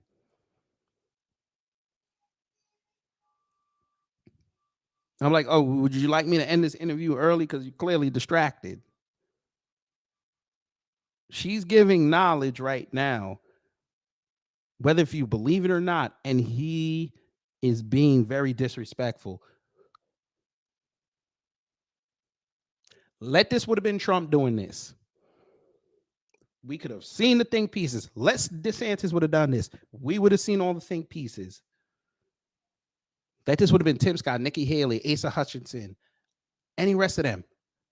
We just saw the think pieces.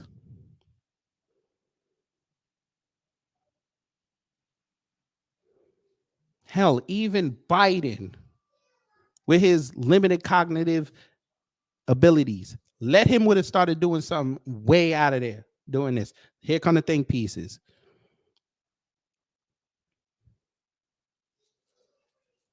McFack, hello. He might just be taking notes on what she's saying for future reference. That's not the point. You're in the middle of an interview and you're writing shit down. That's what you got people in your camp that came with you. That's their job.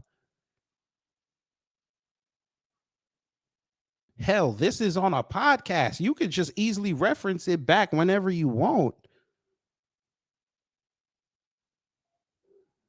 I believe this more, BB. He's writing her valid point so he can use it and remix his shit. I'm sorry, but if I'm doing an interview, I'm not distracting myself by writing shit down. I'm sorry. I'm looking at that person I'm talking to dead in their eye.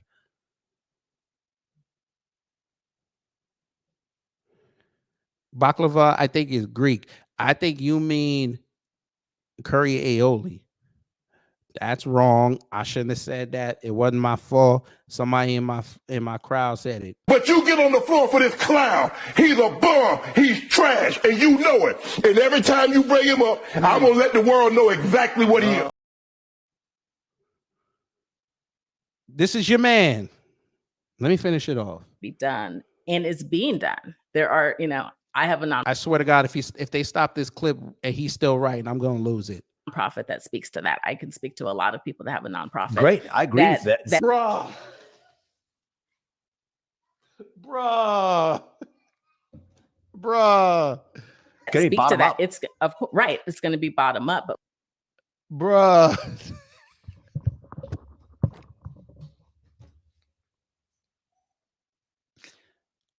Again, he wouldn't do this in front of a white man. You don't believe me.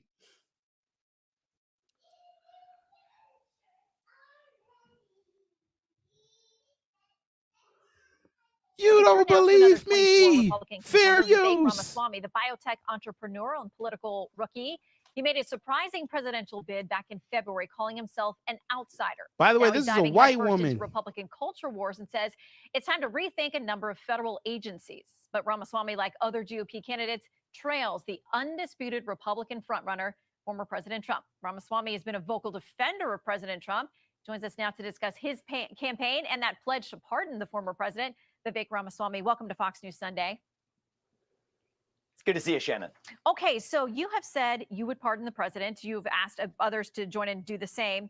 You talked about this being a political indictment, political in nature, and you've talked about dismantling institutions wholesale, like the FBI. The New York Times, which was covering you out in Iowa, says this is what the question becomes for many people. Are Republicans like Mr. Ramaswamy risking the stability of the country for their own political fortunes? Some fear that the aggressive rhetoric he and other Republicans regularly use, both in defense of Mr. Trump and in attacking the justice system, could cause lasting damage. Do you acknowledge that possibility? Are you worried about it? Look, I think I'm even more worried, Shannon, about the opposite possibility, which is when the Department of Justice weaponizes police force against people based on their political viewpoints. That already undermines trust in the justice system. So I actually think it's important for leaders, including like me, to stand up and call that out unsparingly. I actually think that helps build up trust in our institutions. To say this was after.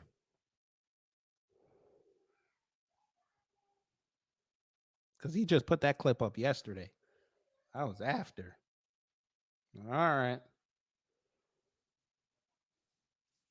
I would love to see him see. He was cool with Charlemagne because he knows Charlemagne got punked by Biden that day, but he ain't like the fact when Charlemagne started pushing back on some of the shit that he was saying and defending Tesla. And that you saw how quick that shit changed. But here we go. She's in front of a white woman. You see how he is. You know what? It doesn't have to stay this way. So under my watch, we'll make sure the FBI, first of all, doesn't exist as an institution. In the local level, you have local prosecutors and local police. At the federal level, you have U.S. Marshals and the Department of Justice. But when you have large bureaucracies that sit in between, that's a formula for corruption. And whether it was that FBI going after Martin Luther King Jr., threatening him to commit suicide 60 years ago, or whether it's after going after political conservatives like President Trump today, that's not justice. And Martin Luther King Jr. threatening him to commit suicide 60 years ago. Cool. So I'm going to need you to denounce J. Edgar Hoover while you're at it. Go ahead. Do that. Denounce the cross-dresser. Go ahead. Or whether it's after going after political conservatives like President Trump today, that's not justice. And I really would have a much easier time, frankly, in this election if President Trump weren't in the race. So this isn't about my political calculus. This is about standing up for principles over politics. And I actually think that helps build trust in our institutions. That's why I'm speaking out. Both you and the president have embraced this label or raised some eyebrows about it, American nationalist or nationalist. You've said you get that might be uncomfortable for some people. It might turn off some voters. So why embrace it? And what does it mean to you? Comfortable for some people, it might turn. I'm speaking out. Both you and the president. I have a question, Vivek. Since you want to dismantle the FBI, now I'm not saying that they actually do this, but this is supposed to be their core tenets, right? Okay, so it says the FBI's investigative authority is the broadest of all federal law enforcement agencies. The FBI has divided its investigations into a number of programs, such as domestic and international terrorism, where most of the money is, foreign counterintelligence, where most of the money is, cybercrime, public corruption, civil rights, organized crime and drugs, which you went to Philly and said that there was a drug problem there. We all know that people ain't out there making the shit themselves. They're buying it. So, okay, you'll just have more Kensingtons around the country, but all right. White collar crime. You were the same man who said that we need to demonize these people that are taking political donations and they need to be thrown out. You said this, but okay. Violent crime and major offenders and applicant matters. The FBI's investigative philosophy emphasizes close relations and information sharing with other federal, state, local, and international law enforcement and intelligence agencies. A significant number of FBI investigations are conducted in concert with other law enforcement agencies or as part of joint task force. So we're getting rid of the JTTF. They're not going to work with the ATF anymore. So we could just like fuck around and just drop IEDs all over the place, right? All them domestic terrorists that we got running around. You want to get rid of the FBI? Who's gonna check them?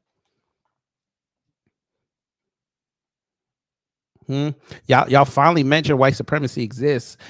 How will you get rid of them? You're gonna leave it to the local and state cops to take care of these mass shooters? What do you do with the database if you get rid of the FBI? I like how y'all didn't include none of this. You just talking. All right. You got it, Vivek. Keep going. And have embraced this label or raised some eyebrows about it, American nationalist or nationalist. You've said you get that might be uncomfortable for some people. It might turn off some voters. So why embrace it? And what does it mean to you? To me, nationalism doesn't have to be a bad word. It means we stand for the ideals that set this nation into motion. Embrace this label. So that's a formula for corruption. And whether did he just answer a question about nationalism? Let's see what he said. Was that FBI going after Martin Luther King Jr., threatening him to commit suicides if President Trump weren't in the race? So this have embraced this label or raised some eyebrows about it, American nationalist or a nationalist. You've said you get that that might be uncomfortable for some people. It might turn off some voters. So why embrace it? And what does it mean to you? To me, nationalism doesn't have to be a bad word. It means we stand for the ideals that set this nation into motion 250 years ago. Meritocracy, the pursuit of excellence, the rule of law, free speech and open debate, self-governance. Did everybody have them rights 250 years ago? Was America a meritocracy 250 years ago? I don't know. I was a pretty good U.S. history student, but I don't remember America having a meritocracy 250 years ago.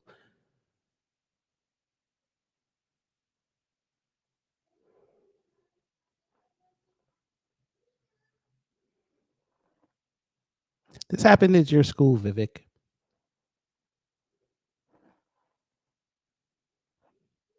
This happened at your school.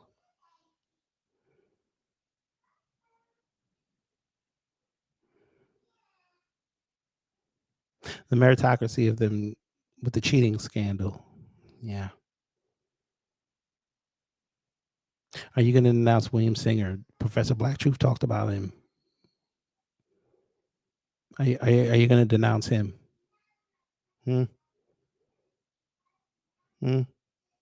Harvard was caught up in this, sir.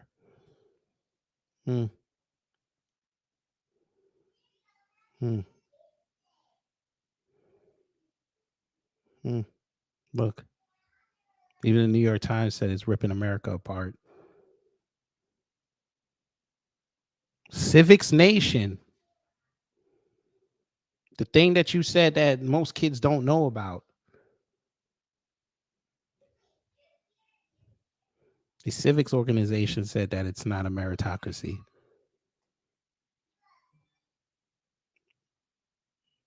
Sir, you're a bad businessman, but you're still getting over. Is that merit, or is it because you're not a threat?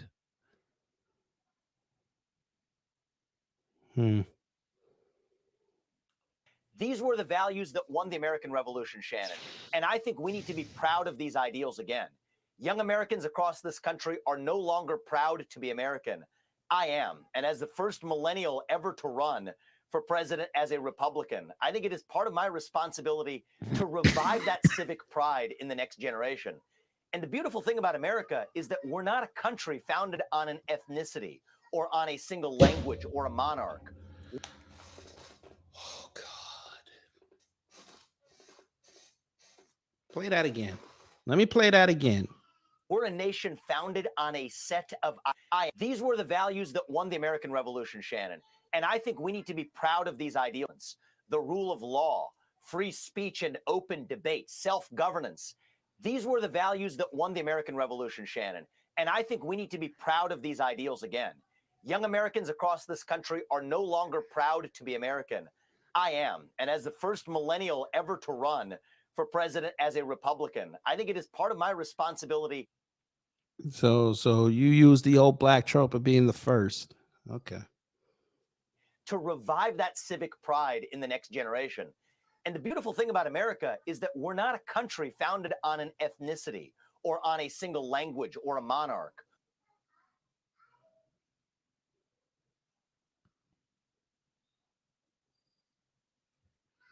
Who funded the explorations to America? Vivek, who funded that? The English, the French, the Dutch, the Spanish, the Italians.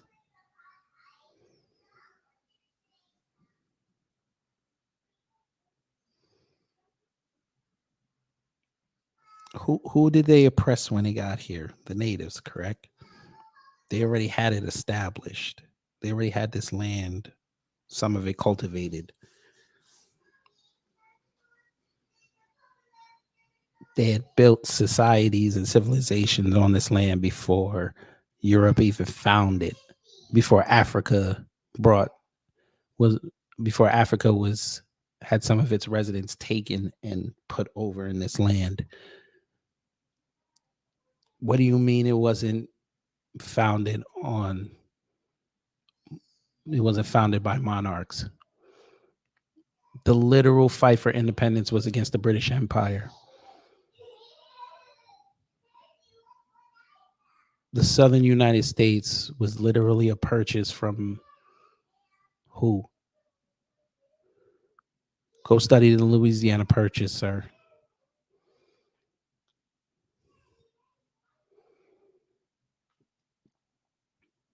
What are you talking about?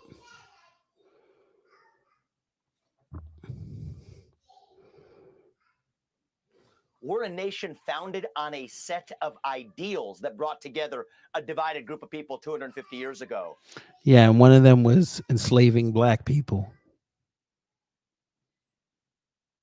I noticed you didn't call that out, though. I think those ideals can still bring together a divided group of people today. That's what I'm running to lead, and I expect we can, Shannon. That's why I'm in this race. All right, let's talk about why you're in the race, because you're sitting at an average of 2.4% at Real Clear Politics polling. The average is there. And the folks over at National Review are not convinced you're actually running for president.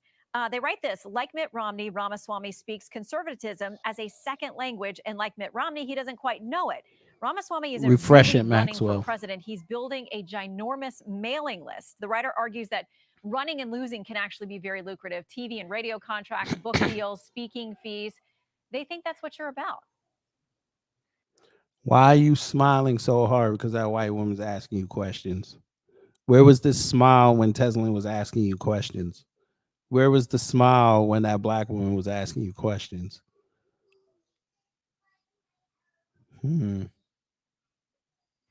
That's laughable, Shannon. Actually, you know what I did? I did not take a tin can and ask a bunch of donors with hat in hand for permission to run. I've lived the full arc of the American dream. I'm proud of that. But I've put over $10 million of my hard-earned money. We're going to put more of that into this campaign. So the idea that this is profitable for me is actually a joke. The reality is you make these sacrifices because we... Yet.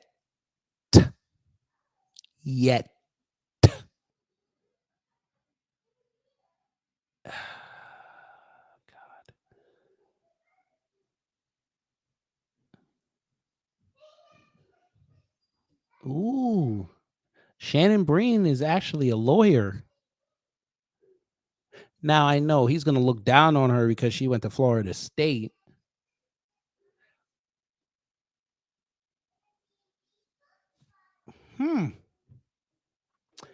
Shannon moved to Tampa, Florida, and began her career as a lawyer specializing in race discrimination and sexual harassment.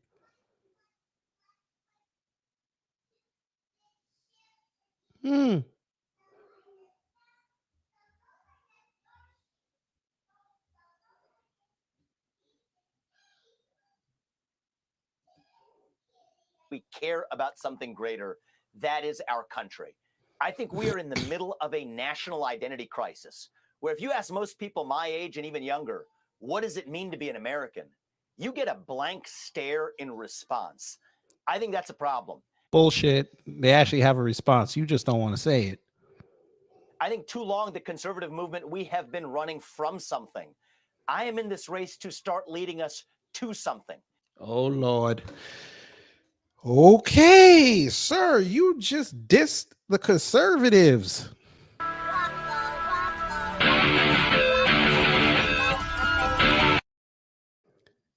I don't know who the hell his base is anymore. You diss black people, you diss Trump supporters, you diss the conservatives now. Who the hell is your base, sir?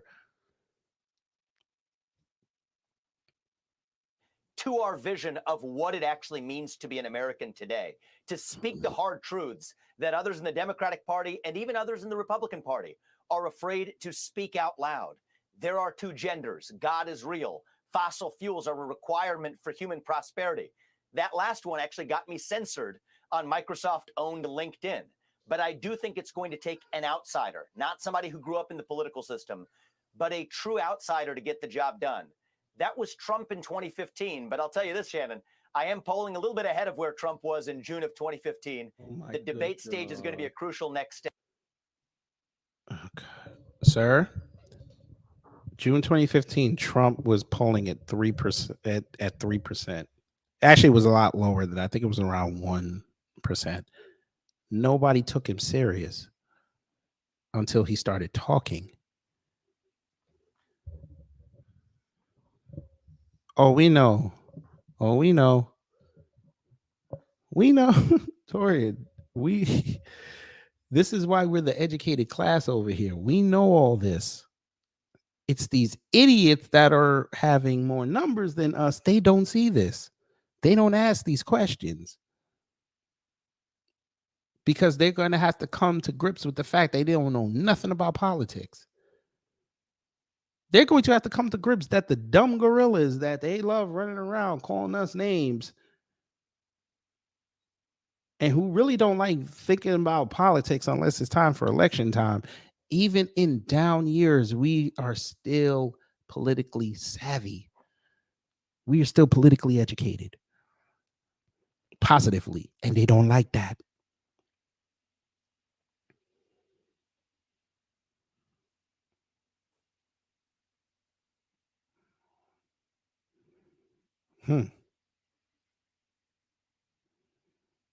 But Vivek, how do you? I want to ask you this question. I want to ask you this question when you're done. I have a question.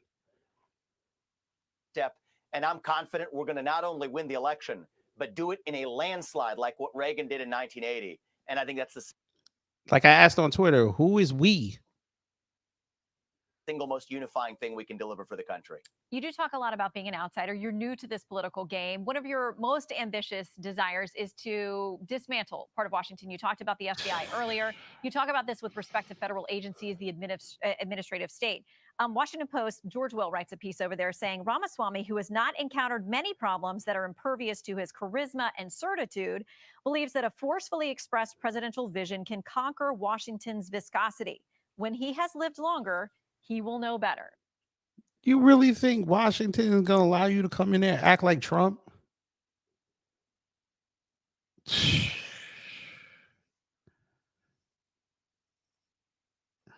Now, even President Trump talked about how hard it was to, quote, drain the swamp, the agencies here, the infrastructure, the bureaucracies. What makes you better equipped? So, look, Shane, I bring a unique combination of, yes, somebody who is an outsider who's had success in business. I can't hear no more. Sir, you're not an outsider. You've been known since 2007. You're not an outsider. You've been known since 2007. You're not an outsider. You've been known since 2007. Stop telling that lie. But I have a question for you before I get up out of here. You love talking about black people all day. Cool. We're not your voting base. Totally understand that. Sir, regardless of us not being your voting base, and we're not going to be an integral part of your voting block, I'm going to need you to explain to us, because you got 16 months. Maybe you'll say it next month at the debate. How are you going to pull this off? We can't ignore Latino and Asian American voices in 2024. Your people are divided. I'll say that again. The AAPI is divided right now over this affirmative action. The South Asians and the Far East Asians are getting at each other. The South Asians are pissed.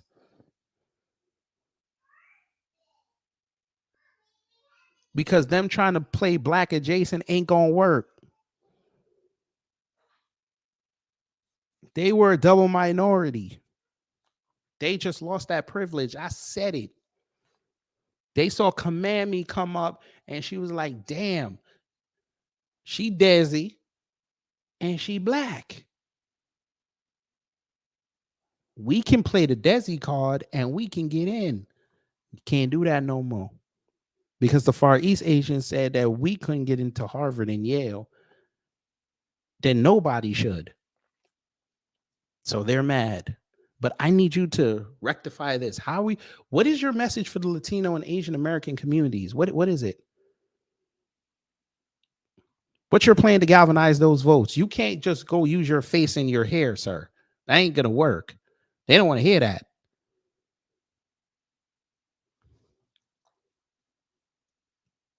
Latinos flip Miami, a blue city. How are you going to keep it red, sir? Especially with Suarez in the race now. How are you going to keep it red? Because he ain't going to make it. He probably going to be done by the first debate too. He's going to have to use his political influence as Miami's mayor and the key as the biggest city in Florida. He's got to keep it to whoever the GOP is. He's got to go tell his Cuban, Venezuelan, Ecuadorian, and what's the other one? Goddamn. I forget the other big one they got down there. I can't think of it in the moment. He got to go tell them to go vote for the GOP. He's got to sell it. How are you going to convince them?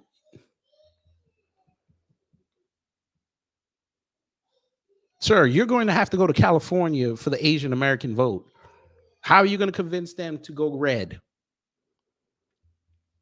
What's your plan? Then you got to go to New York. Sell them on that plan. How are you going to pull that off?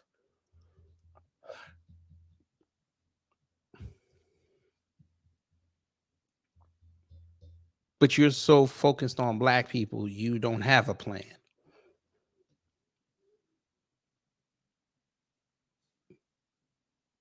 You got cooked by a woman who, by the way, told you on there, but you didn't want to hear that. She's worked with political candidates that ran for president, Bernie Sanders. And she talked to him the same way she talked to you. Do you see Bernie Sanders trashing her? Do you see the Bernie supporters, the Bernie bros out there trashing her? I think we have questions, sir. That's all this is. It's just questions. We're the most valuable vote next year because of what's happened the last 3 years.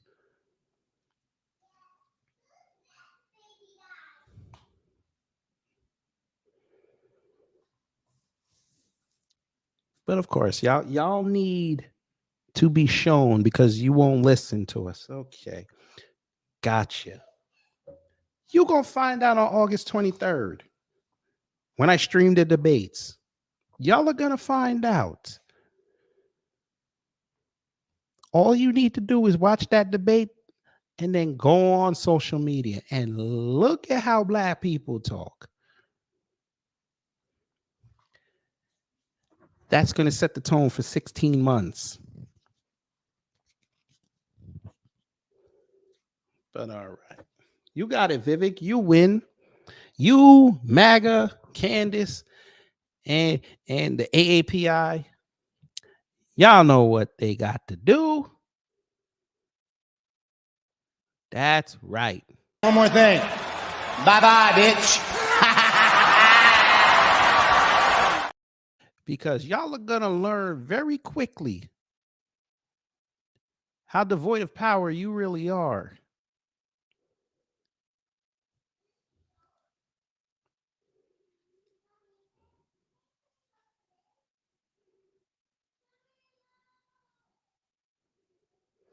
But anyway, folks, I'm going to get up out of here. This was fun. Something fun.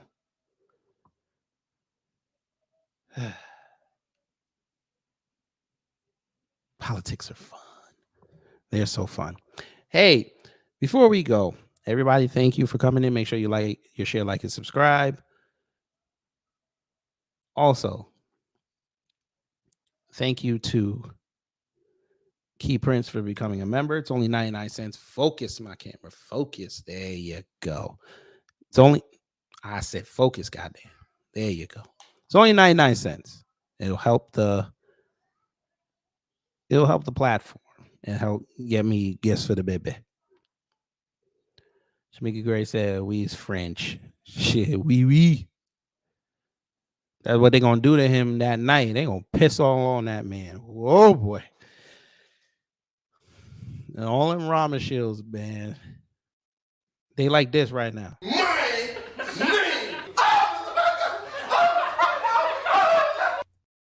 All them ramen shows are gonna be like that. When that boy, when he get cooked on that first exchange, when they start really questioning this man. What the hell? What the hell? What the? And I'm gonna be here for it. But family, before I get up out of here, can I try something on y'all real fast? I came up with a new ending. I want to see how y'all feel about it before I get up out of here. I'm finna play it, and then whoever here, put a 1 if you like it, put a 2 if you don't like it. If you don't like it, we go back to the old one. If you like it, I'm gonna use this one from now on. And maybe I'll remix it. I ain't sure yet. But here we go. This is how it may start ending. So anyway, love y'all. Enjoy the rest of your day. Go out there and get that sun. Boost up your vitamin D and your melanin.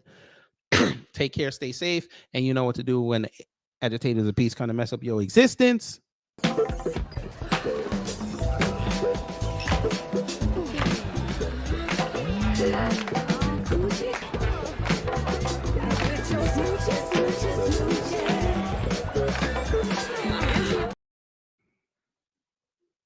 Let me know what y'all think about that one, or should I just go back to the old one? I might have to tweak that one a little bit with the sound.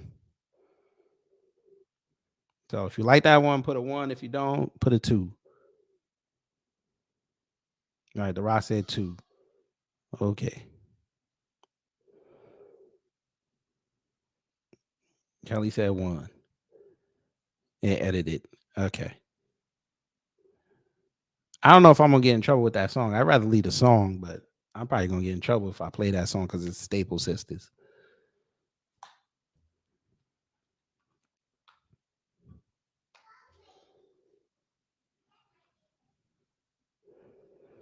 It's off beat because I put another beat behind it. I should have just muted the whole thing. Let me see. I probably could fix it real fast. Let me see. I think I could do it real fast. It's only like what, 12 seconds. Yeah. Let's see. All right, it's done. Let me see. I hope I can put both. Let's see. Show. Oh, it might work. Let me see.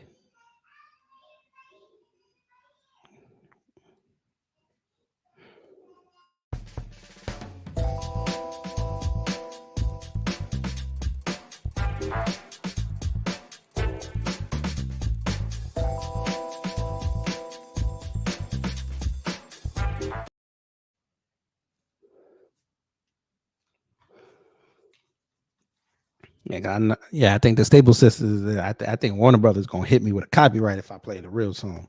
He's talking about Coochie. I was like, let's go, son.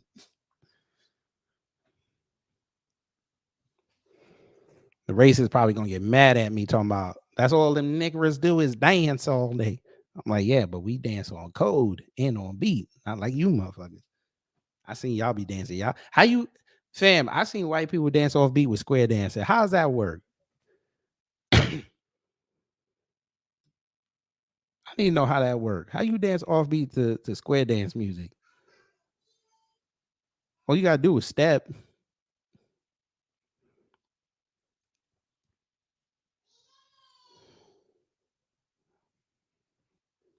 All right. I can see a bunch of ones. All right. We'll roll that. We'll roll with that. All right, y'all. Let me get up out of here. Remember, share, like, and subscribe. Take care of one another. Make sure your power tools are cleaned.